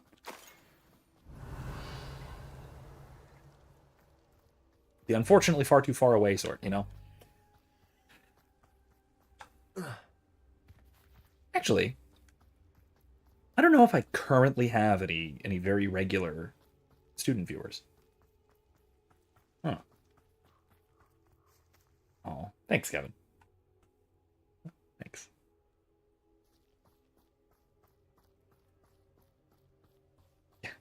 Yeah, that's a perhaps a bit of a funny thing to me that yeah, Avada Kedavra is an absolute unforgivable curse, right?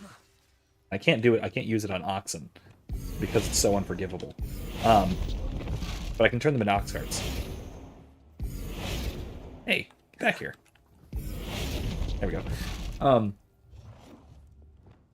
But I can absolutely just disintegrate someone to paste. And it's completely fine. Nothing illegal about that.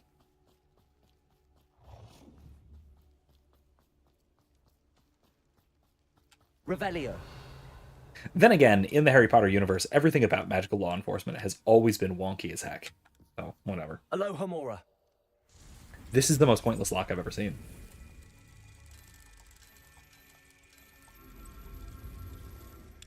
No body, no crime. Yeah, okay, fair enough.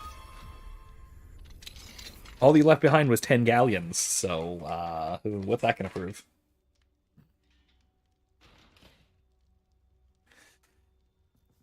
Oh, gosh. Alright. First of all, where the heck am I? Yeah, I'm very lucky they didn't apparate me further. It could have been worse. I will also say there's a bunch down here that I have not explored yet, like whatever this is.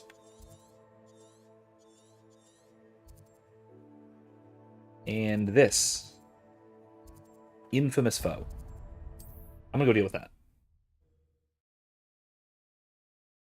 Pretty lock, yeah, I guess.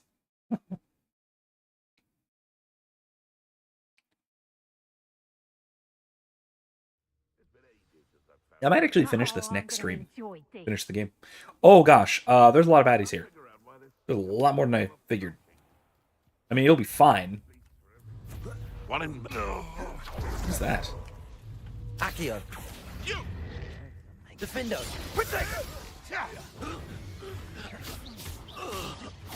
Levioso! Accio. Get over here.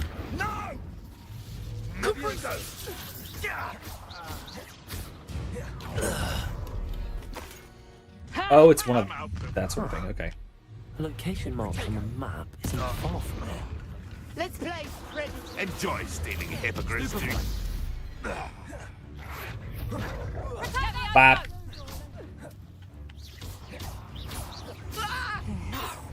Reducto! You don't want to try that again.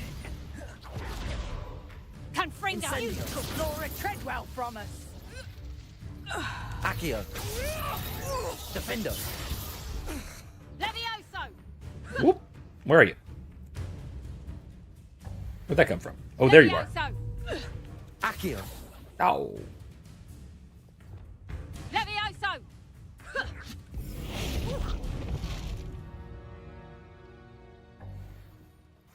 You're gonna transform back in a little bit, so I'm gonna have to deal with that, but for now it's fine.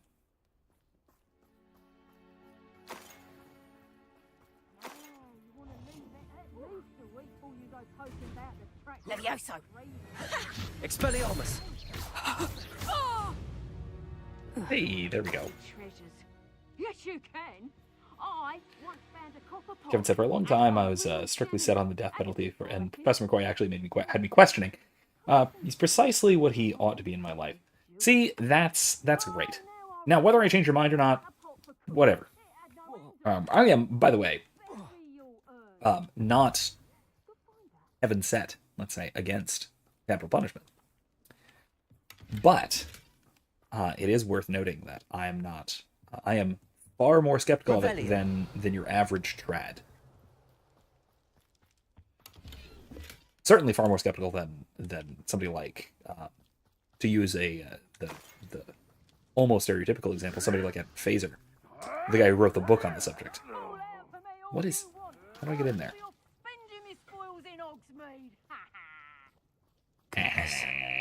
Not a party to attend by myself.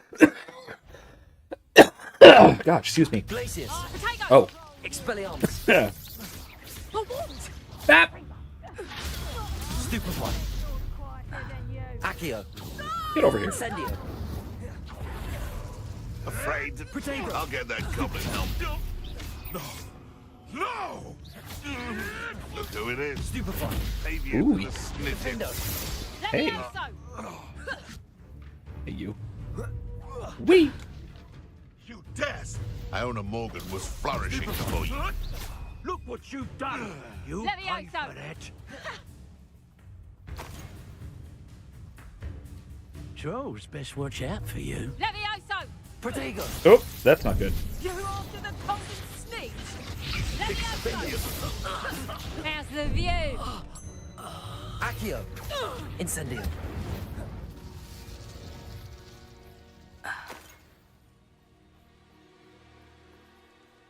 Where is the deadly foe?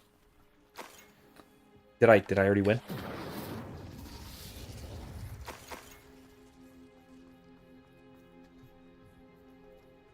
Did I already win? It's unclear. Anyway, Copperwell says, "Oh, you can get sick from breathing in disintegrated particles, people. It'd be like some kind of disease unique to wizards." Hold on, Doc. I got people's lungs in my lung. Yeah, that can't be healthy. There's no way that's healthy. There's no way. Just how many... That. Your poaching days are over. That counted as a dueling feat. Oh, gosh. Alright, neat. Moving on. Wow. Not the best place for an unaccompanied student. Yeah, but I just Revelio. killed everyone. Oh, gosh. The physics in this game are very satisfying. Yeah, everything is very thuddy. Very, very impactful. I mean that very, very literally.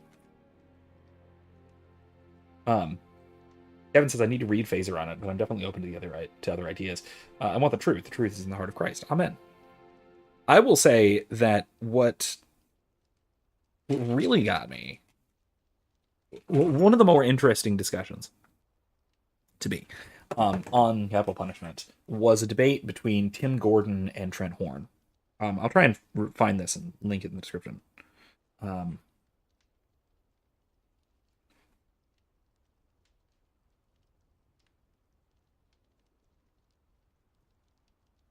Let me write this down so I don't forget.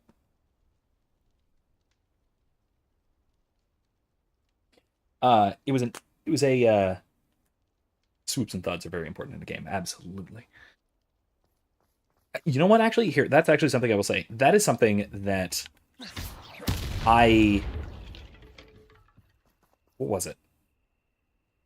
That is one of the big things about, that's one of the big compliments I will give to Disney Star Wars. It's a weird thing to compliment, but it is something absolutely worth complimenting, is that that blasters in Disney Star Wars feel way more impactful most of the time than in the original trilogy and the prequels.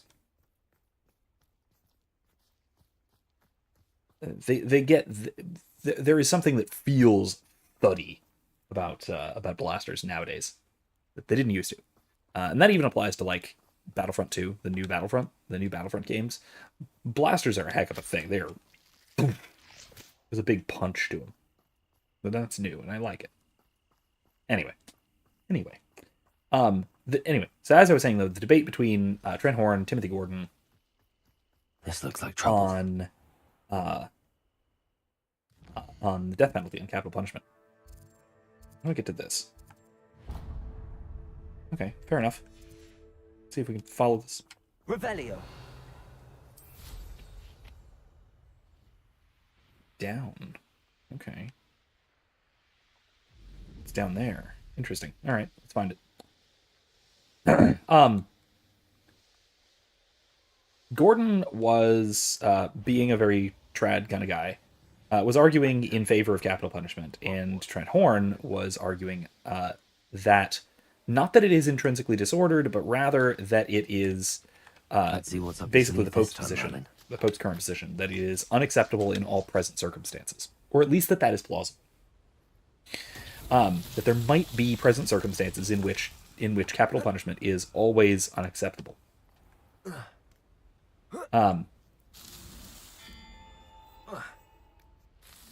Neither of them were arguing that it is intrinsically disordered.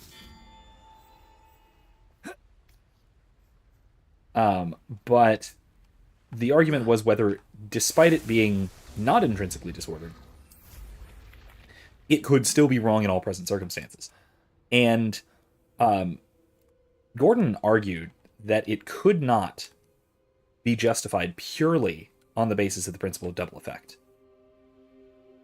And that is what really got to me, because he has a fair point that if capital punishment cannot be justified simply by the principle of double effect. He basically made the argument that it can't simply be double effect, because if it were, then that would mean that the killing of a guilty party has to be intrinsically acceptable.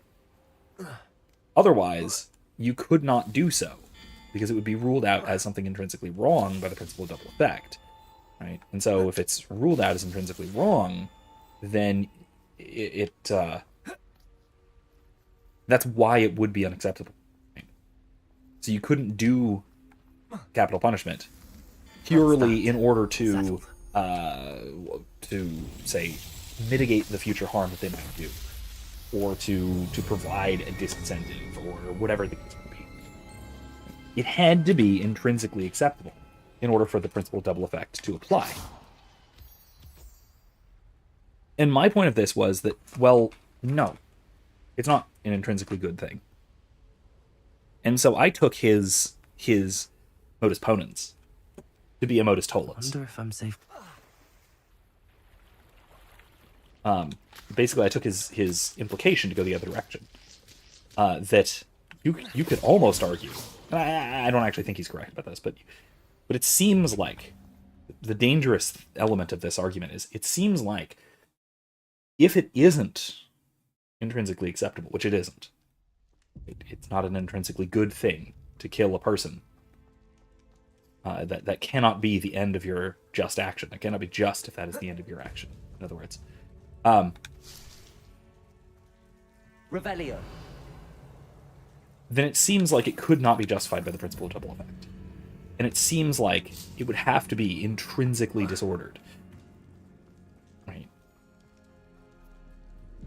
And so I almost got convinced by Timothy Gordon in this debate that the death penalty is intrinsically wrong. That is always necessarily wrong, regardless of circumstance. The problem is that I don't think that's the case. I do think that you can, in fact, kill someone other than in self-defense, justifiably, under very particular, precise circumstances. In other words, to prevent them from going on to harm further. It's just that, under our present circumstances, in the world as it is, that is almost never the case, and it is certainly never the case when it's wielded by the state. And so I would argue that that capital punishment is never acceptable, particularly if we're talking about sort of. Hey, what the heck was that? If we're talking about it in terms of punishment for crime in a criminal justice context, it can't be acceptable.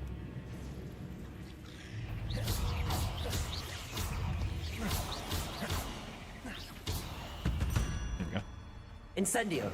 There's a victory. Why is this door locked? Interesting. I need moths.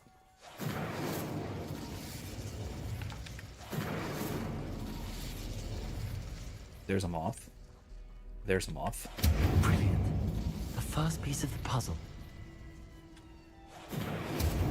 Are there more? There's got to be more over here, right? Let me just burn away all the spider webs first so I can get through everywhere easily. Jeez. Must be something around here I can climb on. There is, but enormous pain.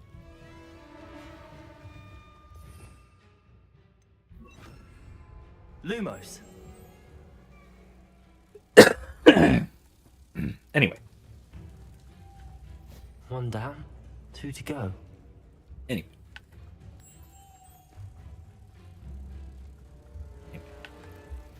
I don't know why you got me off on a tangent here.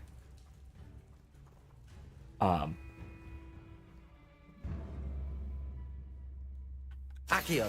Yeah. So let me see. Seems like other killing situations, Copper Rule says. War can technically be just if you kill in self-defense. Object intent circumstance, death is a side effect. Yeah, death has to be a side effect. That's kind of the key to just war theory. It's kind of the key to the justification of self-defense. It's basically the key to all cases of justified killing, is when killing is not what you're doing. It is something that, right, that it's when someone's death is a consequence of your actions. It is only a consequence of your actions, and your action is to do something else. Right? The end of your action, not just the end of your action, but the actual action itself is something other than killing someone. The go-to explanation I always give is if you were killing somebody in self-defense, Success. would your action have succeeded if they had survived, but were no longer a threat?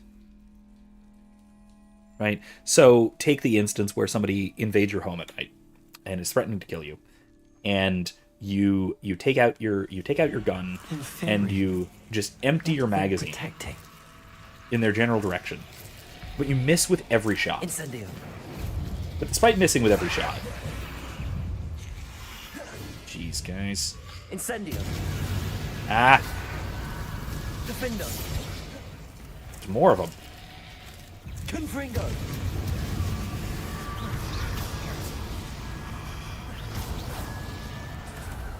Let's hope you stay dead this time.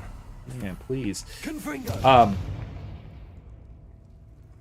But yeah, in a case where, okay, somebody invades your home at night, they are threatening your life, you take out your gun, you empty your magazine into them or at them in their general direction, but it just so happens that you miss with every shot. Would your response to that, and yet they still run away, they still flee into the night, not having taken anything or harmed anybody. Okay. Would your reaction to that be, oh, thank God, we're safe, I did what I was trying to do? Or would your reaction be, oh darn, I missed, I didn't kill him? Right? If it's the latter, if your reaction is disappointment that you didn't kill them, then your intention, right, your action itself was, the intention was murder. You were trying to kill them, and you failed. If you were intending to defend yourself, then you would be satisfied with them no longer being a threat, despite not having killed them. Right? And so it is the intention in the very strict Thomistic sense of what is the actual action being performed. It's not at the end. It's not what your action is driving towards, but what your action actually is, how your action is defined.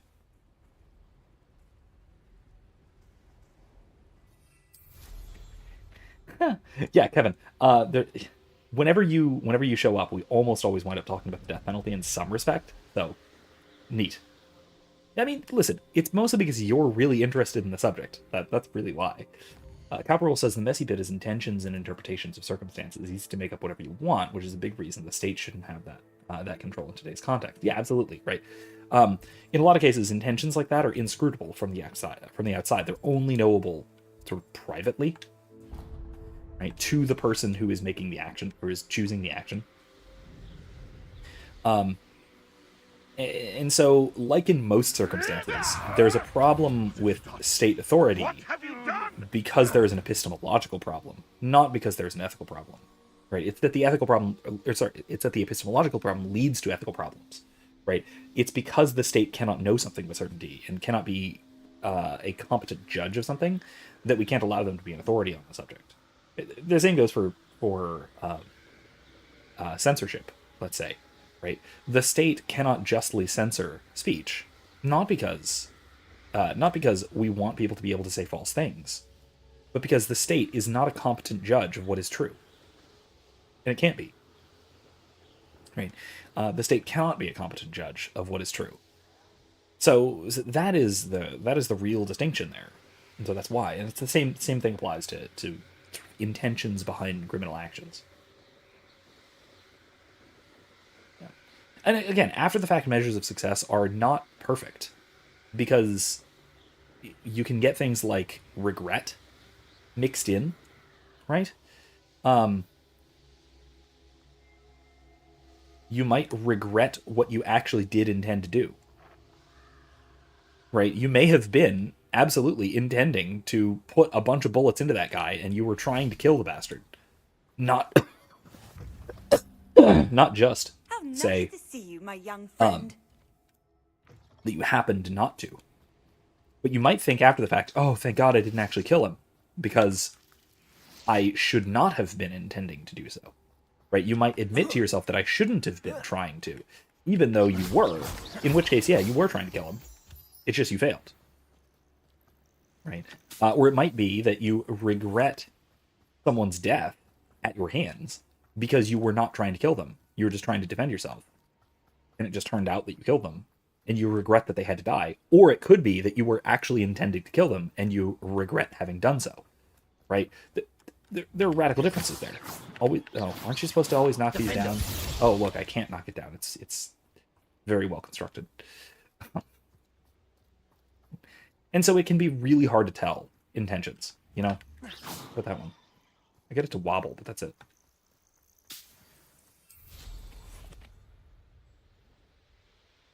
What is... Oh, it's a flag? That's weird. Okay.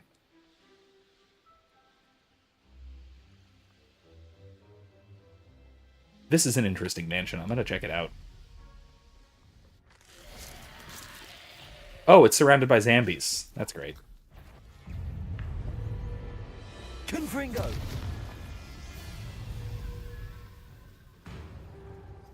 Flipendo! Confringo!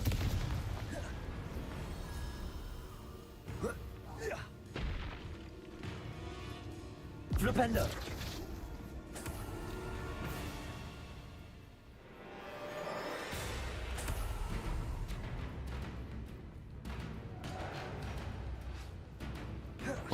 Where are you, Heckin' Zombie? Heckin' Zomberino? Confringo! There. Okay, cool. Alright.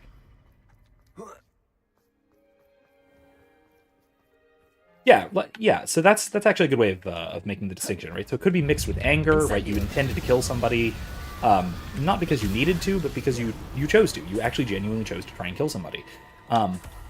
That the original intention may have been self-defense, or the original motive might have been self-defense, but your actual action may have been murder, right?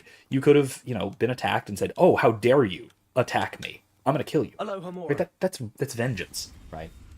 That's killing someone out of vengeance. Now, another reason why the state should not have access to capital punishment is again the other epistemological problem with proof, right? There is the problem of proving that somebody is proving that someone is actually guilty, right, of the crime they're accused of. That's very difficult, and it's a really high bar. And the state very often fails to achieve that bar, and we know this because a lot of people have been exonerated of capital offenses, and that is a problem, right? That means that a lot of innocent people have been put to death by the state, and that's not good. Right? Those are unjustified killings. Those are essentially murders, even though they're murders in fact, if not in intention, and that's not good. We want to avoid that if at all possible. Right, so there's all kinds of things like this, right? And then, of course, there's also the fact that the state it has its own theoretical problems, right? You all know that I'm an anarchist, that I think that the state is intrinsically unjustified. Like, by its very nature, the state is unjustified. Where are the rest of them? I see the one. Where are the rest of them? Oh, geez. Those are far. I only see two. There's one, there's two. Where's three? Isn't there supposed to be three? Yeah, there's three. Okay. Confringo. Fringo. Fringo. Fringo. Yippee!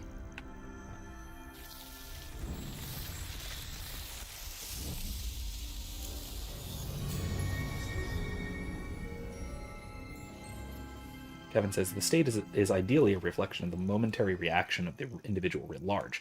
The problem with that is that the state's actions are always slow and deliberative, right? So you don't have the rationale of, this needs to be done right now, because otherwise, right now, I will be killed. Right? It's always necessarily after the fact or long before the fact. And given our, capacity for things like imprisonment, or our capacity to demand recompense and things like that, it's almost never the case that the only way to stop someone from recidivating is execution. It's almost never the case in, you know, a modern social arrangement. And that's the Pope's point, right? That was Pope Francis' point on the matter. Why are there so many zombies here? Incendio. I hate this. That. This place, man. It's giving me PTSD to my old zombie days. My old zombie hunting days. This isn't supposed to be that kind of game. Anyway, more zombies! Confringo.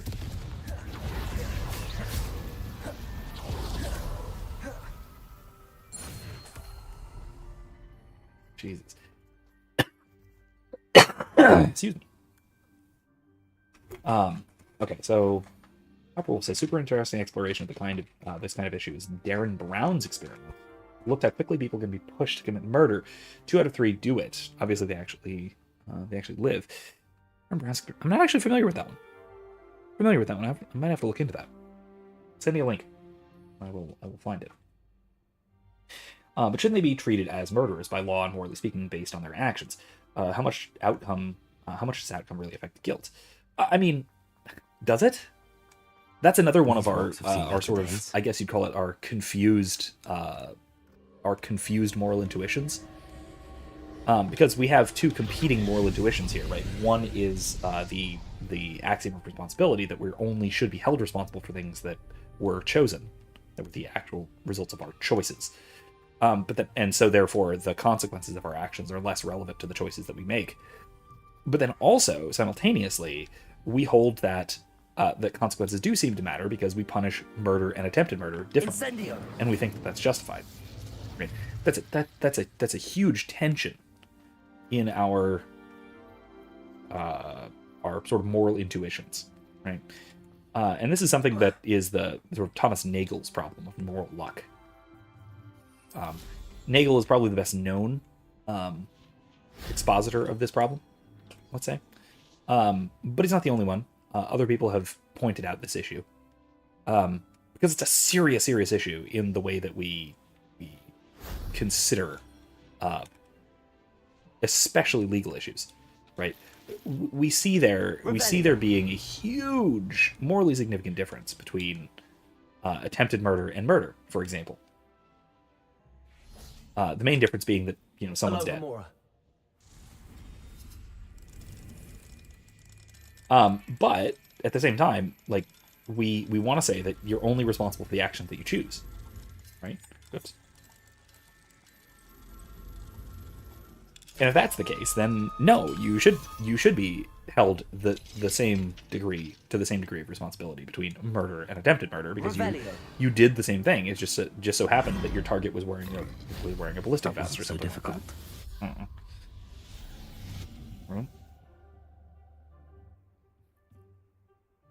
Oh, my dude, you're drinking bourbon? Bourbon is the whiskey of psychopaths. Don't you know that? I'm kidding. You're allowed to drink bourbon. But I don't know. I'm a little suspicious of you. That's all. Jeez, this is precarious. Oh, God. Oh, my knees. My poor 15-year-old knees. This place has seen better days. Yeah. All right, anyway. Moving on. What is that? And how do I get there? Underground. Revelio. Let's go back here and Revelio a little bit. Enjoy this. I've already gone through all this. Where is that? And how do I get there? Anyway, though, my answer to the problem of moral luck is very complicated. We have an hour, though. I could probably go through it.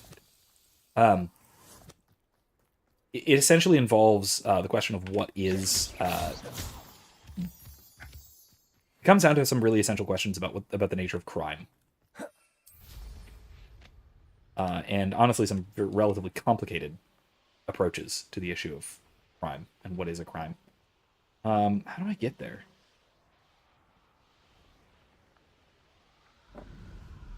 Rumble. Down here? No. Is there a cave? There's some oxen. It's weird. There.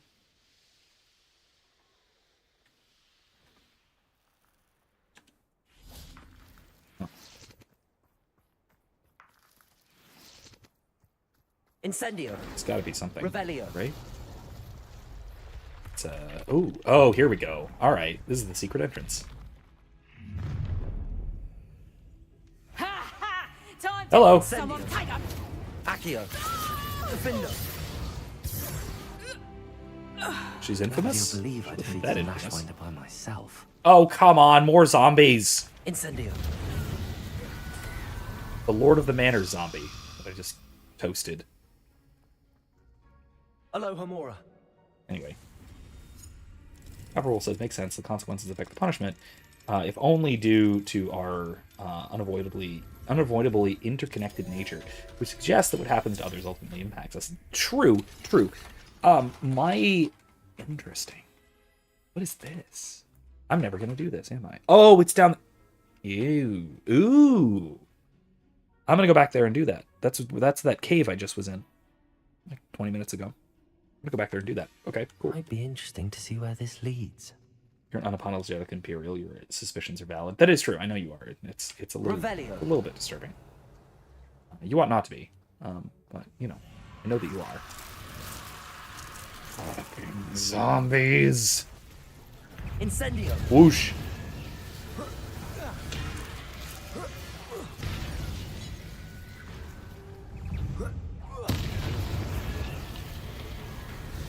Confringo. Incendio. Back off! Confringo. Nah.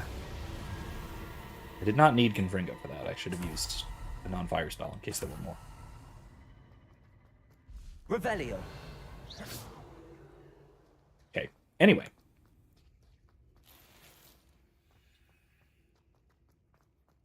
So my primary argument for the difference in punishment would be, or the difference between attempted and actually committed crime, is that yes, you have done something wrong, but the crime is the actual action, right?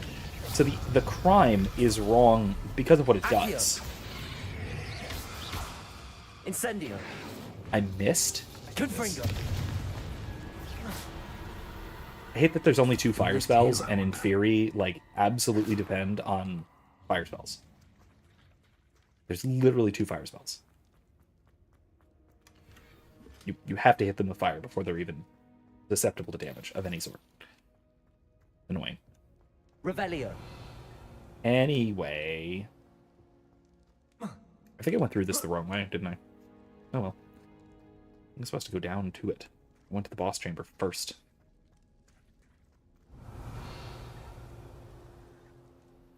Aloha Mora. Yeah, if you stole the amount matters, yeah. And it matters because you've incurred a debt.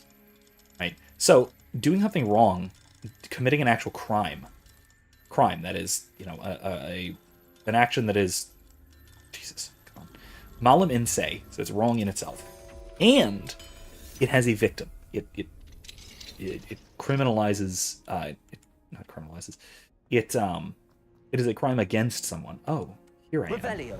Interesting. It is a crime against somebody. It has harmed someone. That is a, you know, what's in large part what is defined as a crime, as distinct from, say, a vicious action, a wrongful but non-criminal action. There's plenty of those. Right. So a crime in that sense. What's this? Ooh, with Natty. She's right there. I guess I'll go talk to Natty.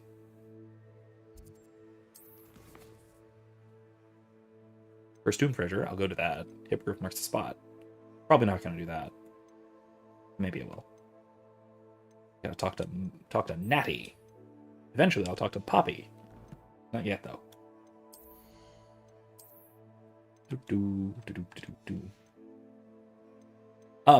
Yeah. Suppose, like, theft is a great example of this, right? Suppose you steal $200. Suppose Suppose there are two identical circumstances. You are breaking into somewhere, intending to steal the money out of the cash register. In one case, it just so happens that there are $200 in the till, or the safe. Let's go with the safe, right, of a store or hell, even a bank, whatever. So you go into the safe, you steal what is inside.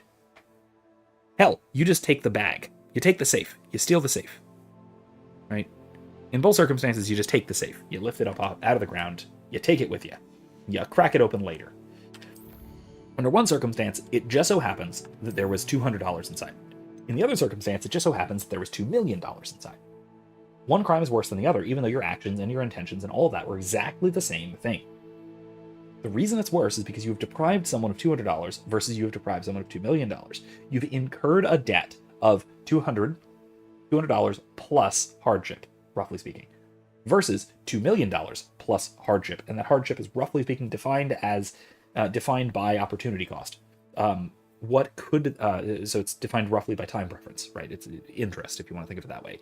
You've deprived someone of a certain thing that they could have done something with. You've deprived them not only of the thing, but of their ability to do things with the thing for a certain duration of time. Right. There you go. So $200 plus hardship, or $2 million plus hardship. Yeah, so I'm gonna talk to Natty. Cool. And because of that, because there is this distinction to make,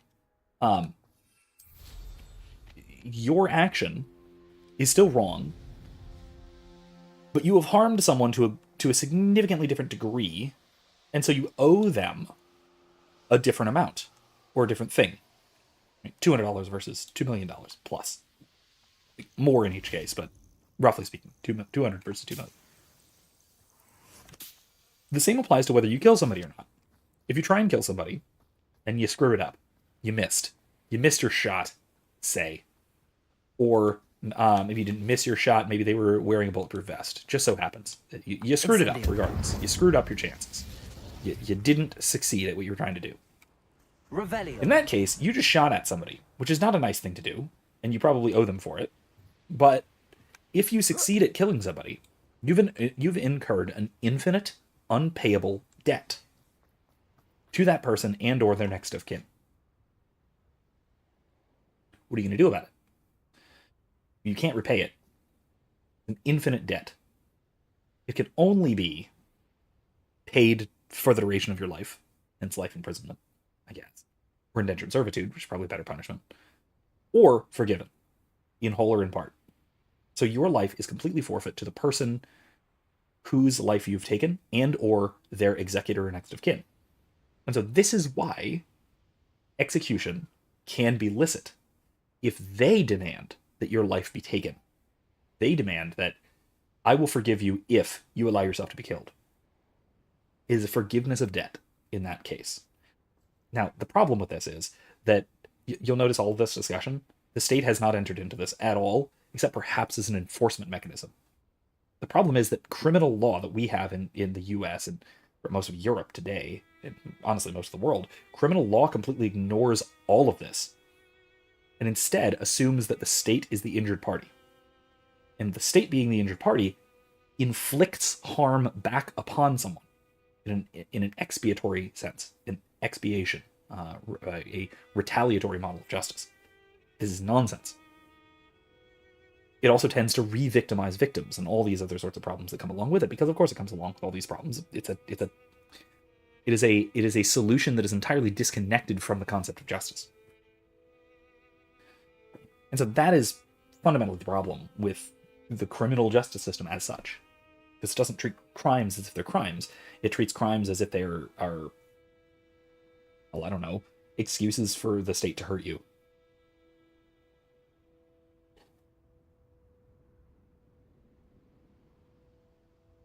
What are your reasons for imperialism? You're a contrarian, that's all.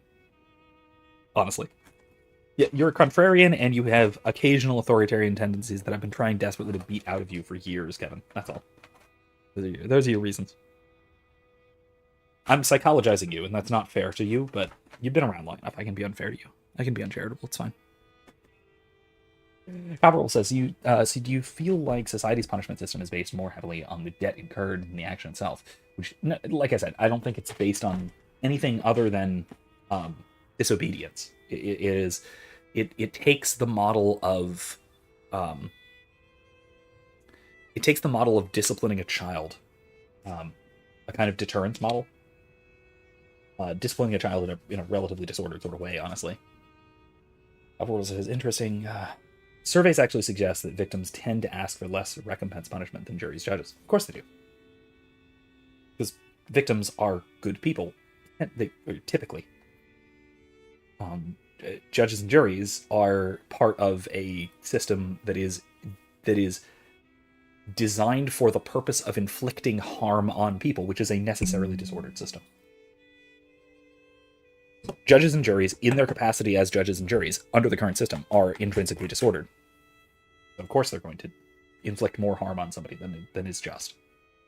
This is also why there's a distinction between criminal law and tort law. Tort law follows all of these strictures, and goes along with all this perfectly well. Not perfectly well, but well enough. Criminal law does not. Criminal law is a problem. An intrinsic problem, I would even say. Are you ready to finish Harlow? I already killed his boss. Yeah, let's do it. I'm ready to finish Harlow once and for all. What is your plan? I received an owl from Mrs. Bickle. We go up to him She and we wondered cast if we were Avada having any Kedavra. luck going after Harlow. Suggested we could gather evidence from a friend near Manor Thanks, Cape. Sebastian. You taught us She how to kill warned him. us to stay out of it. Was rather adamant about it. Precisely. Harlow knows that we saved Archie, and that we rescued Mr. Rabe. The letter didn't come from Mrs. Bickle. Well, it is fair. Okay, cool. I do not believe I'm it glad I did. wasn't off base, Kevin. Harlow intends to ambush us. But now we have the upper hand. We can prepare. As soon as We he are pops stronger out, than we just Harlow, and he knows blast it. him. That's why he's resorting to this sort of trickery. We must go. Let's do it. Agreed. Let's finish this. Brilliant. Gotta wreck him. Harlow's reign ends today. Perhaps we ought to inform Officer Singer of our plans. She'll I just tell already us sent her no. an owl to let her know that we were following a lead given to us by Mrs. Bickle. Are you concerned she might tell your mother? Oh, Indeed she will, it's the manor but that I just so cleared be out. it. I am tired of hiding it from her. Okay, then. My mother needs to understand that I will not be safe from the Ashwinders until everyone is. I shall pursue them until they are finished, and I think she knows that. As do you. Oh man, I a do. Baldur's Gate 3 instinct just kicked in, and I was like, oh man, I need to precast all of my buff spells and summon Harlow is my likely around here summon somewhere. my familiars and stuff. I sense he is close. Where is he? I do not know. We should look around. Right here. All those misty wobbles.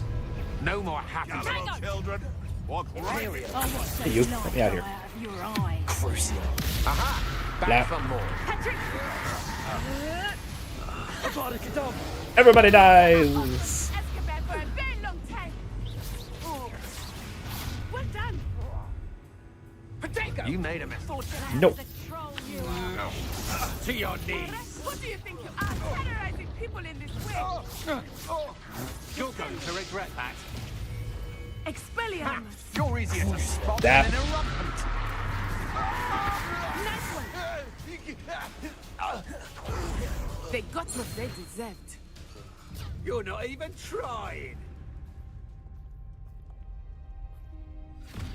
Got them all. Little nut side. Man, I will say, my it's combat prowess is way, excruciatingly like, low radically and higher in this banging. playthrough, and it's not because I'm at a lower difficulty. That does help, but it's because of the Done Dark Art quite a stuff. bit of damage to Holy my business crap, that Dark Art interests. stuff is just nuts. But I must grudgingly give you some credit. What was once a mere annoyance has become remarkably problematic. Fortunately, I pride myself on my problem-solving skills. Come now, you can do better than that. Can't you? Really? This will not end in your favor. Fine, I can't just Avada Kedavra him? What kind of bullshit is this? Bombarda. Where'd he go? Descendo! Arresto momentum. Incendio. Defendo. You fight like a muggle. Do you really believe that you are somehow in control here? Time to see! Imperial! You're not even trying. Expulso! Protego! You stupid! Here I find you! Ridiculous Totale! Expulso!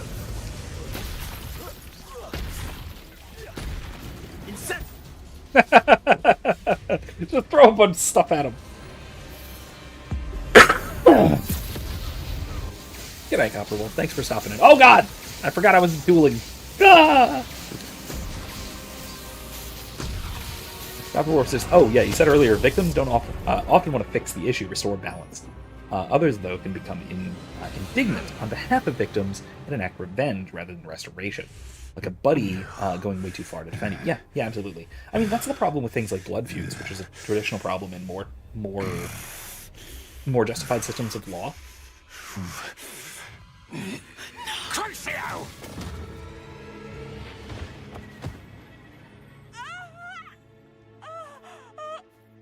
Natty! No! Ow. Natty!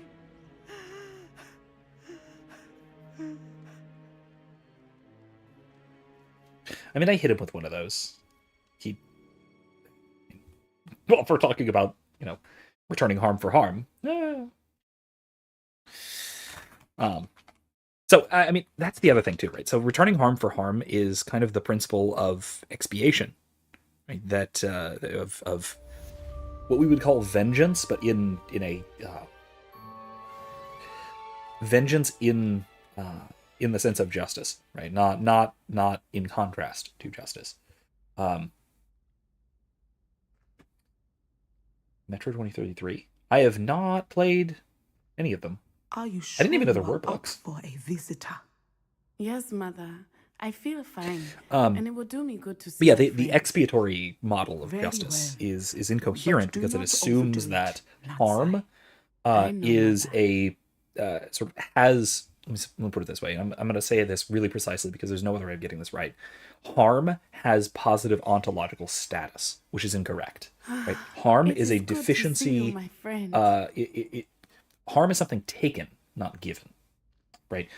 When I hurt someone, I'm not giving them something. I'm taking something away from them. I'm taking away their holism, their integrity, their health. Let's say, I'm not giving them something. And so, for them to give me back something, or somebody to give something back to me on their behalf, that's sort of the model of returning harm for harm. Somebody takes vengeance upon me, whether it's a justice type system or not.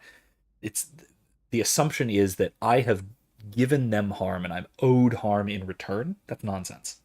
It's more like I'm taking something away from them, and I owe something back to them. I owe it back to them to restore them properly to the way they ought to be, to holism. Let's say that's the more proper model of justice, or any proper model of justice. I'm glad to see you're doing so well. I am doing better than it appears. I am only here That because should at my least be mother the end insisted, of any just to model be of safe. justice. I was relieved when she told me that you were all right. Restoring the victim, especially, and then secondarily compelling the wrongdoer to restore the victim. Let's go with that. Let's go with that. That's a good summary. Do not drink more than 6 shots of Knob Creek. I don't drink bourbon, so I don't have a problem. I use bourbon for cooking, and that's about it. As far as whiskey goes, I prefer my whiskey coming from the British Isles. Canada's okay. What on earth possessed you to do something like that? I don't know, but what other choice did I have? I mean, she did with her You father. in What her father danger. did. I'm Just sorry, Natty. was lucky that it was It's a my torture fault you curse got hurt. instead of a killing curse. What? No. Do not blame yourself for this. The moment that I saw Harlow aim his wand at you, well, You quickly made the choice to protect me. I did what I had to, and I would do it again. I could not simply stand there and let you get hurt. Then I shouldn't feel guilty. Of course not. There was nothing that you... Got her! Oh my. I cannot believe that it took me this Got long her. to see it. He made a choice based on instinct. My father. There we go. You, my friend, are no more to blame for my injuries today than I am to blame for my father's sacrifice years ago. From what I know of him, Nice. it seems there's a lot of your father in you. That's very kind of you to say. I hope that you are right. This has all been a bit much, hasn't it? Taking Yeah, down probably. Harlow and the rest of Rookwood's lot. But we have done it. Rookwood is dead, Harlow is on his way to Azkaban, and the rest of them are on the run. A few of the dregs will still be about, fighting for their lost cause. But Rookwood's enterprise has fallen apart. Everything is safer now because of us, because of you. Thank Nice. you, but we make a formidable team. You, my fellow traveler, have enriched my time at Hogwarts beyond anything I could have imagined. Thank you. I believe your friendship Speaking to of be drinking, one of though, the I have most an entire beer to important start. in my life. So, here. Thank you for It's coming another to- Elysian. I still have a few of these It's pumpkin always ones good left. to see you. This one's a Punkachino. As you can see. Like it? It's nice. It's a pretty good one. It's the coffee pumpkin ale. Which this is the one I think I prefer of their like coffee of their like their basically their pumpkin spice latte flavors, because this one is not so much pumpkin spice, What which are is you basically up to just now? mulling spices. This is more pumpkin-y. Like it's got that not earthiness. What would I call it? What would be the term? That squashy flavor, I guess. There's no better way of describing it. It's just it's good though. It's very good. All right, it's this mid-level. How do I get there? Over here?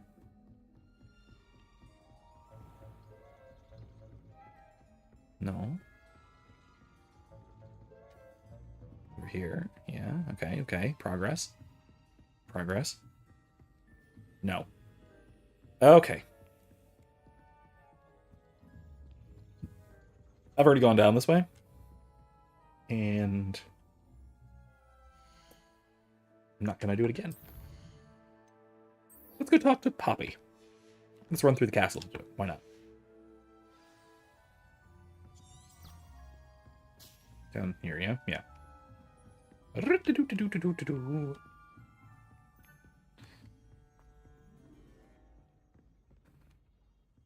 Copper Wolf, 2 words. Copper Wolf has now arrived, and her name is split into 2 words now. So welcome, hello. It's log in. It's logged in. Like, where's that voice coming from?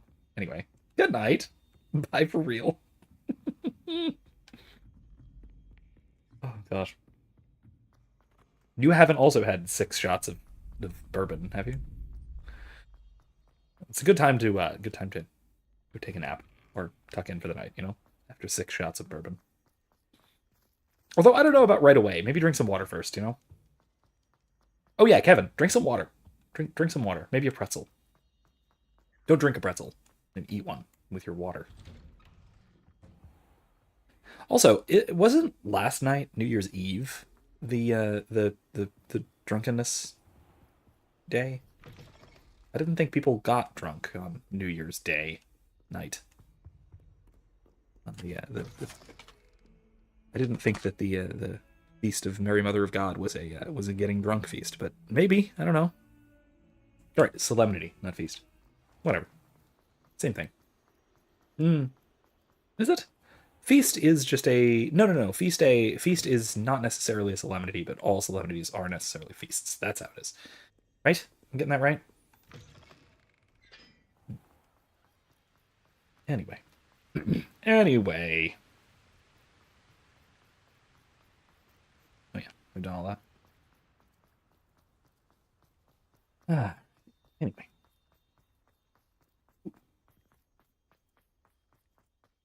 Now that I have all my gobstones back, I'm ready to take on all challenges. If I can find any. Don't really wants to though, because, you know, they get sprayed by foul-smelling liquid when they play gobstones.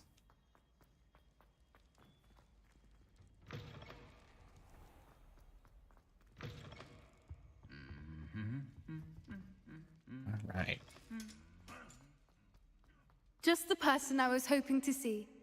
Hey there.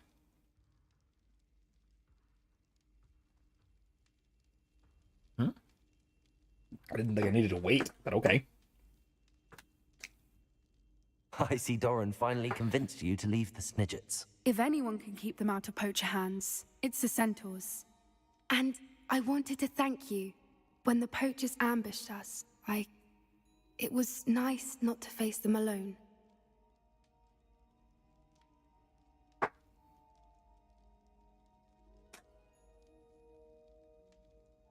Yeah. Of course. It's the sort of thing friends do for each other, isn't it? I suppose Is it? so. That's I quite am glad you came quite a to thing Hogwarts. for friends to do, but all right. It's already been my best year. I wouldn't want a repeat of Horntail Hall, of course, but I did enjoy the 3 broomsticks. Had no idea how lovely it was there. Had you never been to the 3 broomsticks? I used to spend most of my time with Highwing, and well, I don't know how Serona feels about hippogriffs popping in for a butterbeer. Probably not Highwing's great. the only one I would have gone with. Probably not great. Or Gran, of course. Highwing is nice company, but perhaps it's time to add a few more friends to your circle. I am starting to see the appeal of human friends. It was nice to talk about my parents and Gran with someone, and share Highwing. Oh yeah, so the thing I keep selling, even though I'm not sponsored in any way, but I need to sell anyway. This book, Diary of Psychosis by Tom Woods. Kevin, you in particular, you should pick this up. It's a good one. Everyone should, honestly. Really, it is a hell of an historical re-examination of the sheer madness of 2020 through 2022-ish, of the COVID mania. The quote subtitle: How Public Health Disgraced Itself During COVID Mania. Great book. Great book. Oh, you just put out a fire with an old lady's garden bucket? Fascinating. Utterly fascinating. That sounds like a fun story. I hope you remember it in the morning. Anyway, though, yeah, check it out. Diary of a Psychosis. Excellent book. It basically it's Tom Woods, who is great already, going through basically day by day, retelling, editing together his various newsletters from throughout the pandemic. Anything about COVID or the COVID responses. And man, it is a hell of a reminder of what we knew when, that honestly I'd forgotten a lot of. I'd forgotten a hell of a lot of how things went, what exactly happened, and how soon things went insane. It is a hell of an experience reading it. It is, I will say, it's another one of those things that is not a pleasant read. Because, well, kind of is. It's this mix of cathartic, of yeah, we really did know that this was crazy from the start, on the one hand. But then on the other hand, it is a reminder of all the insanity that we were tortured through. You know, it's a hell of a book. I really highly recommend it. When I'm done, I'm going to do a full review and talk about some of the related stuff, some of my own experiences. So I'm hoping to do that once I'm done with the book. I'm only into 2021 at this point, again chronologically, and the book goes through to, let me see, I think it's the end of 2022, but let me check. Oh my god, no. Okay, never mind. It goes to spring of 2023. So I just passed New Year's 2021. So I'm maybe a third of the way through. So yeah, it's a great book. I can't recommend it highly enough. Again, it's not a happy read, but there's a great element of catharsis to it, along with just sort of remembering the madness in a way that you probably don't really remember as clearly as you think you do, because I did, and I was obsessed with it. Like, you can go back to my early streams, I was obsessed with it, and oh boy, there was a lot of stuff that has slipped my memory until now. I've just remembered it. Honestly, I have gone back through and listened to some of what I've talked about. I've followed some dates and went back and listened to my old streams when some crazy COVID related things happened. And some crazy election things related happened too. I listened to some of my streams on that, but that's separate. I digress. But no, it was a crazy experience that we all went through, and it's important to remember it very carefully, and this book does such a spectacular job recounting everything. So, Does yeah, your highly, Gran know that you highly, found highly the recommend. snitches? I couldn't hold it in any longer. I told her everything. She was livid that I'd been anywhere near the poachers, but she confessed that she was rather envious about the Snidgets. Well, I bet. It has all been a pleasure, Poppy. Do try and stay out of trouble. Don't know that I can. We've taken on poachers twice now, successfully. I rather think you've helped me develop a taste for it. And with centaurs as allies, I might actually go looking for trouble. You and I should sure you should do that? Butterbeer soon. Perhaps Highwind can join us? I don't think you should do that. I don't think you should do that. I'm not going to stop you. I don't think you should. Well, yeah, I have a talent point, and let's see. Depulso is dumb, and I will never use it. Sendo, same thing. I'm never going to use any of those. That's really dumb. Box. Contribute to Ancient Magic Meter. I mean, I honestly don't need much to contribute to Ancient Magic.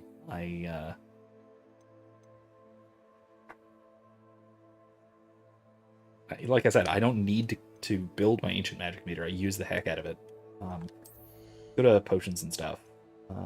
Thunder Brew helps. I never use Focus Potion.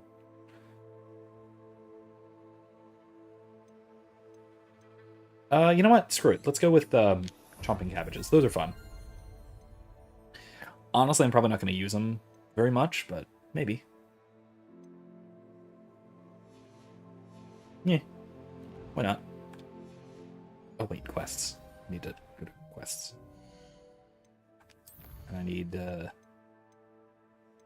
this one. I need to go to World Map. It's down here. Tomb of Treachery. This is where I need to go. It is that door that I didn't figure out how to open. 6 shots of Dog Creep is the limit. Well, you found the limit now. So that's good? I guess that's good. Just don't keep going now. That's the secret. I mean, the other thing also depends on how quickly you did the 6 shots, too, because, I mean, 6 shots of bourbon is, not that bad if it's over the course of the day. Considering the bones, I'll assume this is a tomb. Mr. Wuthering, if I do not make it, I urge you to look through all of mine and Thana's curse-breaking assignments. If Thana's betrayal today is any indication, I suspect she may have been keeping a portion of the treasure we found, and only reporting a fraction of it to Gringotts 14. Okay. Yeah, but where's the damn puzzle? I know there's a puzzle. There's a Flipendo puzzle around here somewhere.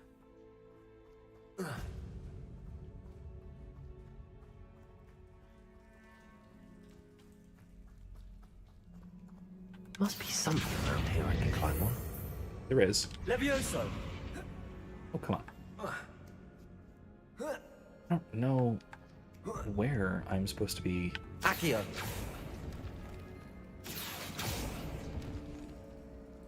Doing this Flipendo puzzle, though. Huh.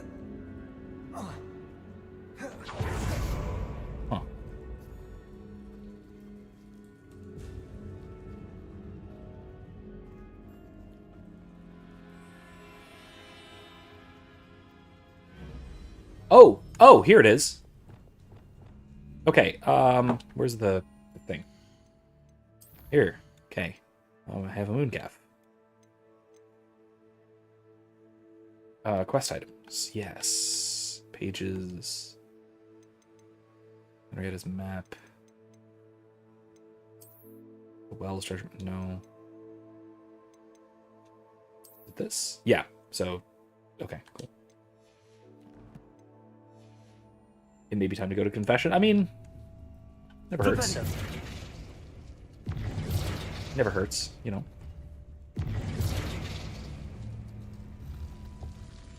Aha.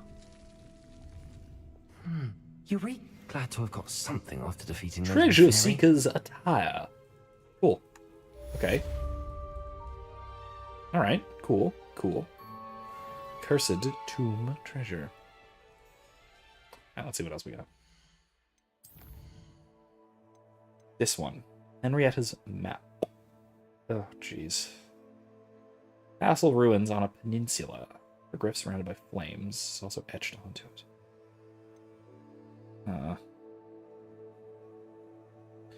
The Wells treasure map. I'm probably not going to do these. 50% alcohol in two hours. I mean, yeah, 2 hours is probably a little bit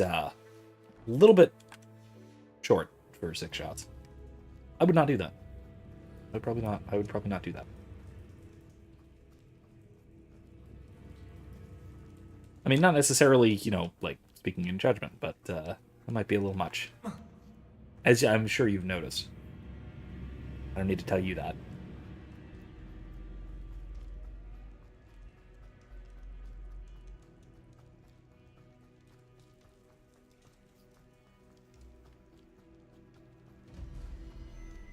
Okay.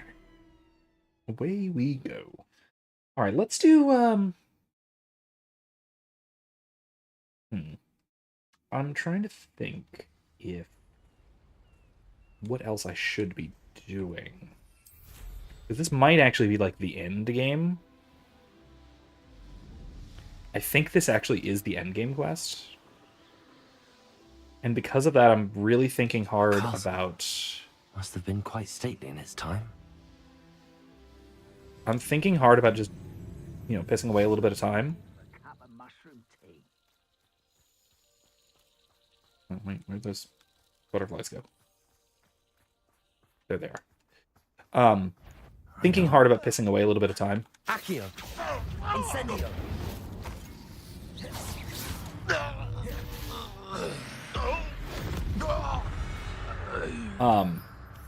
You've one less follower. Pissing away a bit of time for now, and then picking it up next time, and maybe finish. And honestly, I might do Wednesday. I might stream Wednesday. I'm not very busy at the moment. What with it being between semesters and all. So I may basically finish. I don't know. I may finish the game Wednesday. I'm thinking about it. Revelio. Whoop. Where'd those butterflies go? Where'd they go? Oh man, they're quick little bastards. Here, is this it? Yeah, this is it.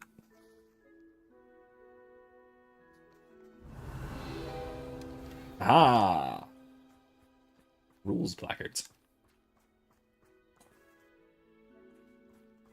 Too much wow. My dude, drink some water. You're gonna, or you will deeply regret this tomorrow. I mean, you might regret it tomorrow anyway, but like, you don't want to regret it too much.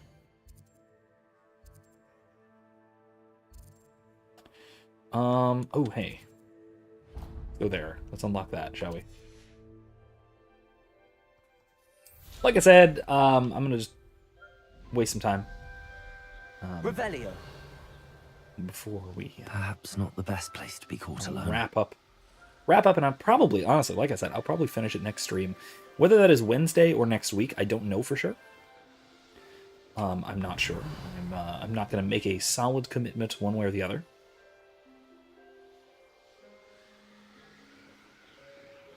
I am thinking about streaming Wednesday just because, like I said, I'm off. I'm still not particularly busy, so I've got some spare time. So I might be able to stream Wednesday. I don't know. We'll see. Whee! Let's do this. Oh, there's a hole in my pocket. Reparo.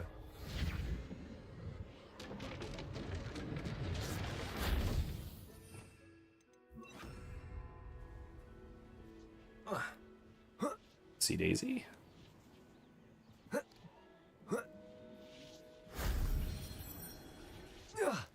Okay. Next time I see Pig or that student, Why can't I go up there? deserve. See, seems a little silly. Accio. Whoop. I feel like I've done this. Oh. Ow! Oh, God! Ow!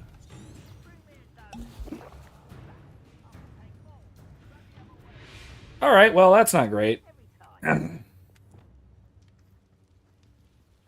Bastards. This is why people hate goblins. This is definitely why people hate goblins. We figured it out. To Balso! If you're there. Arresto momentum.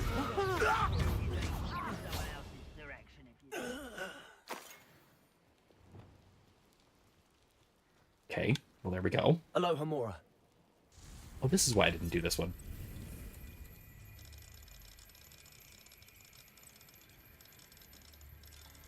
There we go.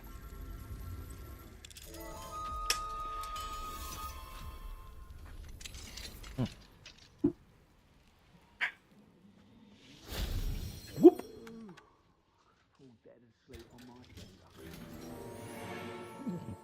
Luke. Or something. Revelio. What else we got? Up. Oh, it's a landing platform. Not what I'm looking for, but okay. One of the best meals I've ever eaten. Huh.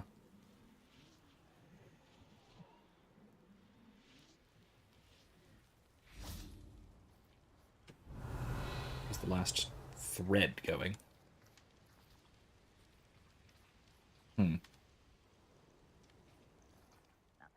Where? Guess I'll just keep climbing it and maybe it's up at the top or something. I don't know. Climb back up. I've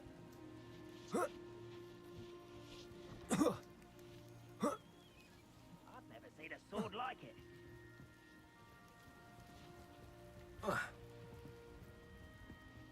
Anyway.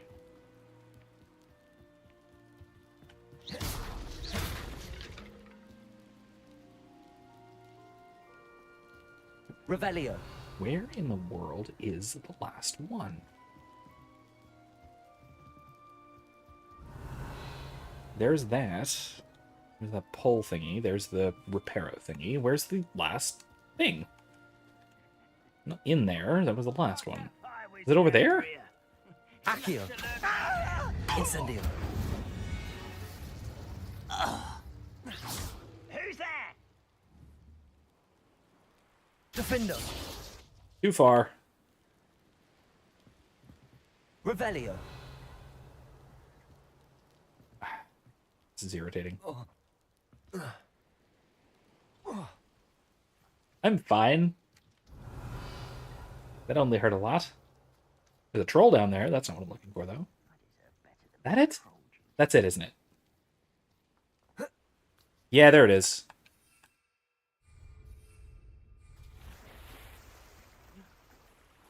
It's on a little boat. I don't know how I'm supposed to get there. And just, I guess, swim there. That's fine. That works. Alright. Anyway. Oh, that seems silly.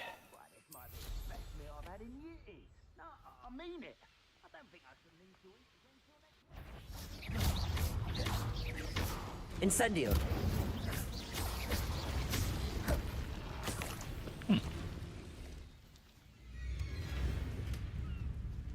There's another Dug Bog over there, but I'm not going to bother it.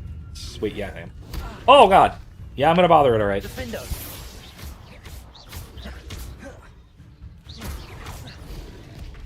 Incendio. That's it.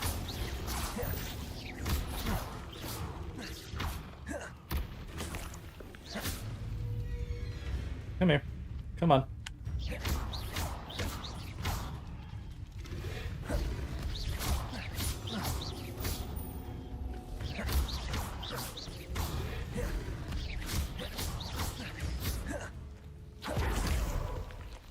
Okay. There's supposed to be a cave here, right? That's what it says on the map? Supposed to be a cave? Is there a cave? Why isn't there a cave? Why is there not a cave? Revelio. Am I missing something? Odd. Very odd. Is it up here? It would be weird if the cave were up on top of the rock. I mean, who knows? It's Harry Potter. Things are weird, you know? Oh well. Moving on. Whee! Unlock that last, Wait, what's this? It's a wee little village. Seems a pleasant enough little place. Nowhere to buy and sell things, but moving on. Okay, fair enough.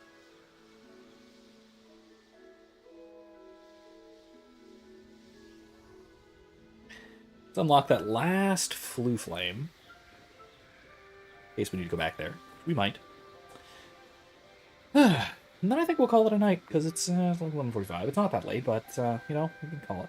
We can call it a few minutes early. It's fine. We'll be okay.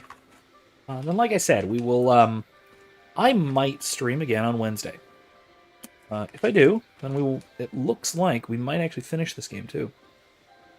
Which would be nice. Because then, my plan next is, my next planned game, I should say, is Ocarina of Time. I have an emulator that I could and would like to run for Legend of Zelda: Ocarina of Time, which is a phenomenal game.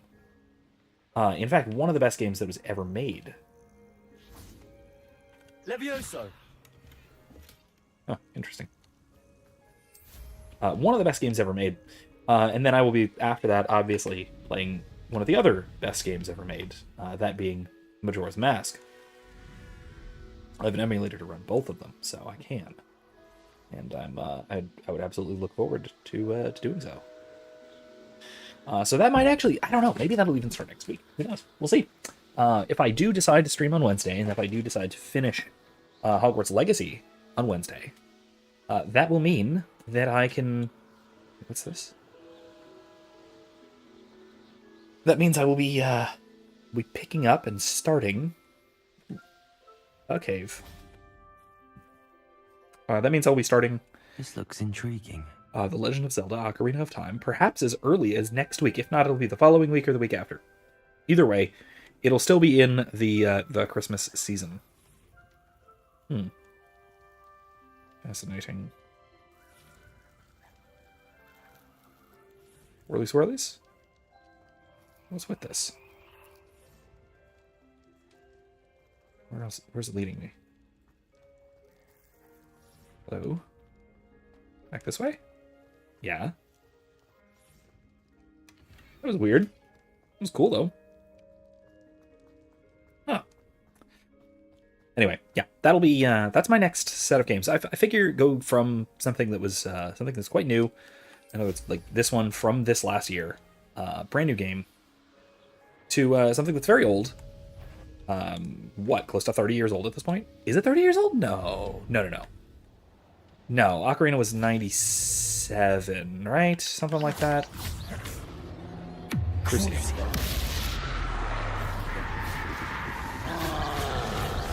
Potato. Stupefy.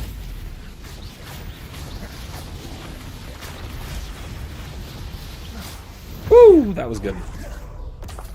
Rest easy, my large friend. That's good. That's a good block. All right, anyway. But yeah, so, like I was saying, I think I'm certainly looking forward to Ocarina of Time, especially because I need to pester John, another regular viewer that lapses his viewing on occasion, because he's never played Ocarina of Time. I keep bothering him about it. So if I can't get him to play it on an emulator or something, then you know what? I'm gonna get him to at least watch it. I'm desperate. You know? Please, won't you help me? No, stop. I'm in the middle of stuff. Trial. Yeah, that's what's coming up. That is all stuff that's coming up soon. Oh, I need to repair them. Okay. Well,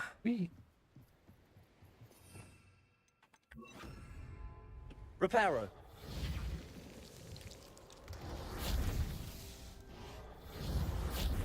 Oops. I have to target it.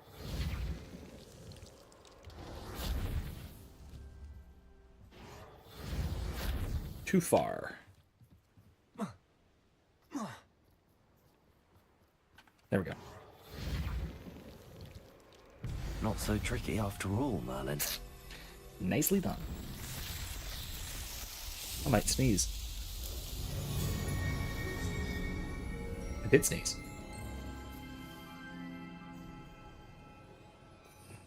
I did manage to mute in time though. So wait. Another one. Okay then. So what else we got? Anything else right around here that I can do? I mean, there's another Merlin challenge, but what's this? Graphorn. Wait, what? More Graphorns? No way. Or is it just the one? Can I breed Graphorns? Yeah.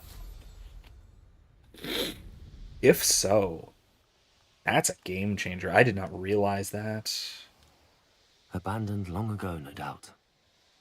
If there are more Graphorns here. No, this is just where the Lord of the Shore was. Okay. I don't think there's more. Oh my god, there is.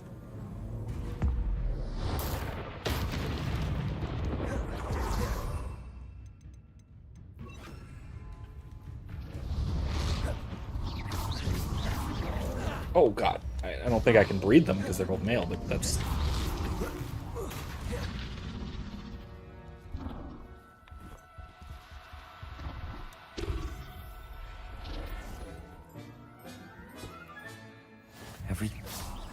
Cool! I had no idea. I thought there was only the one.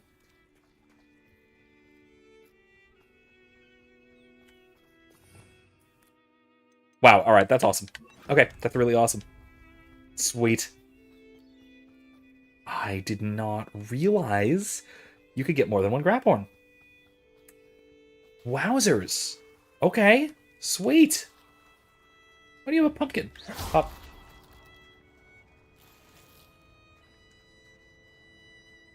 Wow, awesome. I had no idea. That's cool.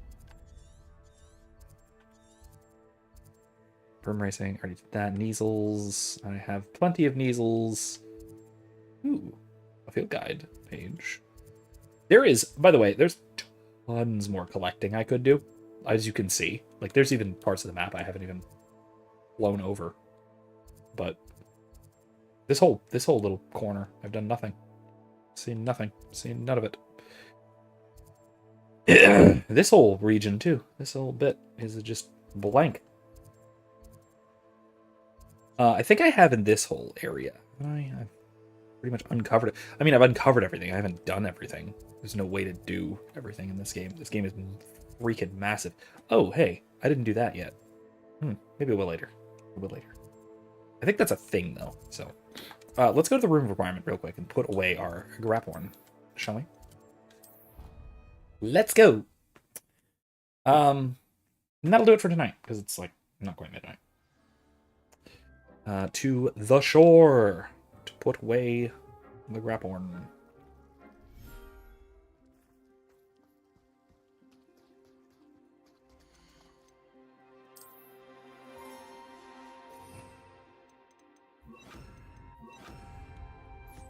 Hey there.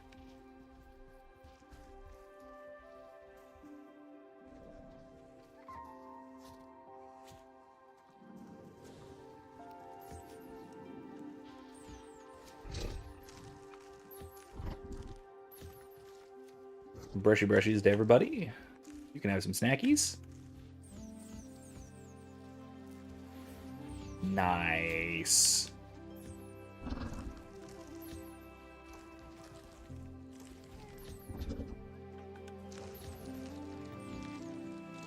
Oops, should have given you a snacky. Did that wrong.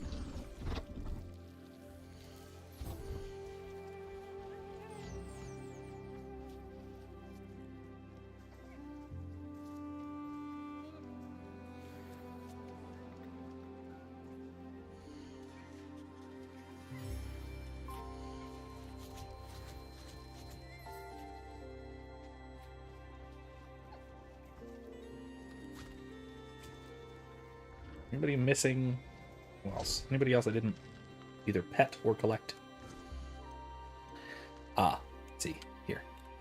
You, come here. Little one. Okay, cool. Wait, what else do I have? I have another moon calf. So that'll be in the plains one, I think? I'll lock that in. Alright, anyway, let's move on.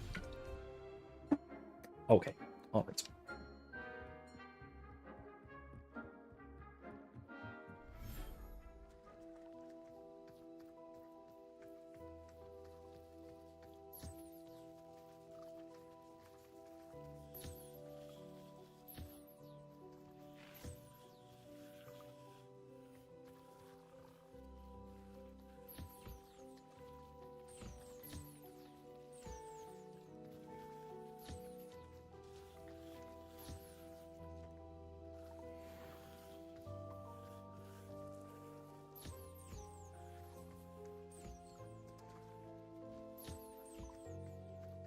Yeah.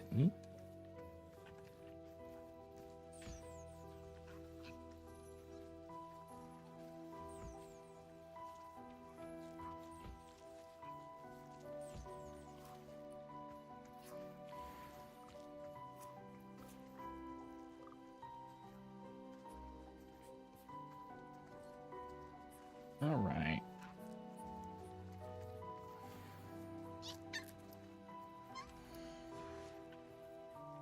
God, it did a little kitten squeak. Which is called a meow, I understand, but still, you know. It did a little kitten squeak. Regardless of what you want to call it. Alright, that everybody? That's not everybody. You. Okay, moving on.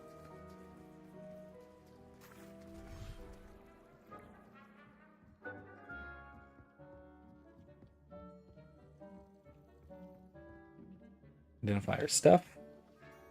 Nothing great. Resplendent robe. That's cool, though. Anyway, moving on.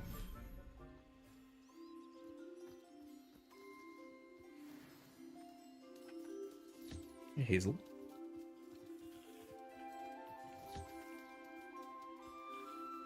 Little golden unicorn.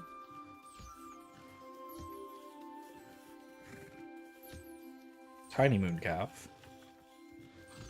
Moon calf, if you will.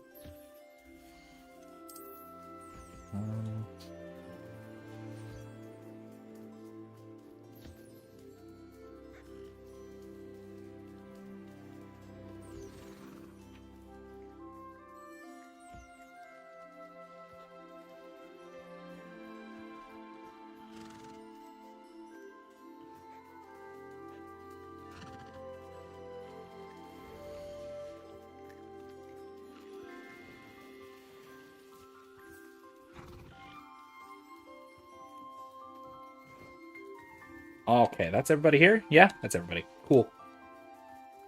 On to the birds.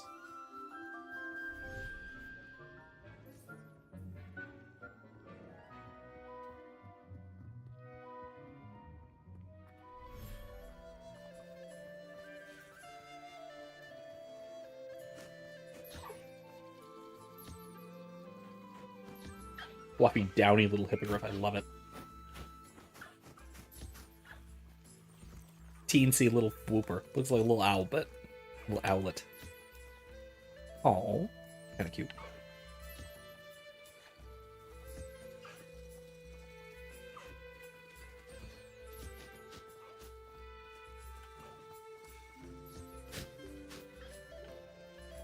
Oh, you already ate. Sorry, Galago.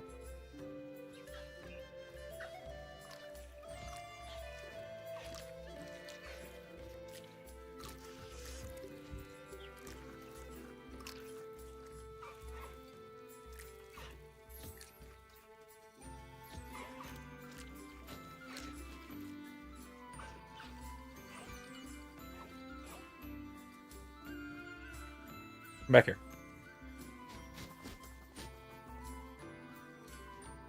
You've got a brush chasing you!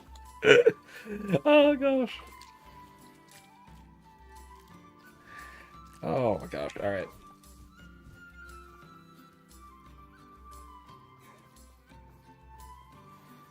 It's the Phoenix I think you can only get one of, unless I could be mistaken about that, actually. I'm not actually sure. I don't know. I mean, I thought you could only get the one, Draphorn. But I was wrong about that, so maybe there's another Phoenix around somewhere I could get. I don't know. Interesting, though. Flipper. I missed a flipper. Here's a flipper. Here we go. Alright. I'm sorry, I have to pronounce it strangely, because the British people in this game pronounce it strangely, too. They say flipper. Which seems like it shouldn't be. It should be flooper, right? I don't know. I don't know, man. Anyway. Alright, let's see. There, so don't forget. Then, map.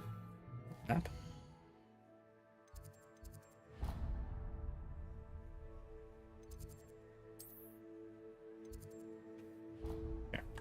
I just cleared our waypoint. That'll do! Okay! Yeah? Yeah. Alright. Bell tower. Anyway, I think that's about all the time we have tonight. So, yeah, it's about midnight. Perfect timing. I killed enough time for tonight. Perfect. So, thank you all for joining me. I had a wonderful time as usual. Thank you again for a wonderful, riveting discussion. I always like talking about unconventional approaches to things like the theory of justice and crime and yada yada yada, all that kind of fun stuff. Let's save real quick while we're here. Boop. Anyway, yeah, I always love talking about that kind of unconventional stuff because it's a good discussion, a great discussion to have, and it's a lot of fun. And also this whole like things used to be fun thing. Man, it's been on my mind a lot lately. And if you haven't seen Attack of the Doc, the documentary I was talking about, there is a link to it in the description. You can watch it for free currently. I don't know if that's a forever thing or a temporary thing, but either way, there it is. Check it out. If you remember that era fondly, especially, give it a look. Anyway, though, thank you all so much for joining me. Like I said, I had a wonderful time. I hope you did as well.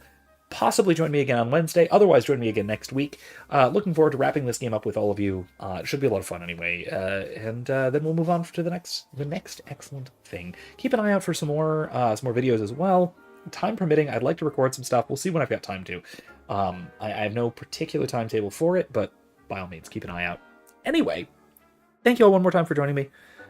I will see you all next time. Remember, don't be safe, be well, and more importantly, be good. Good night, folks.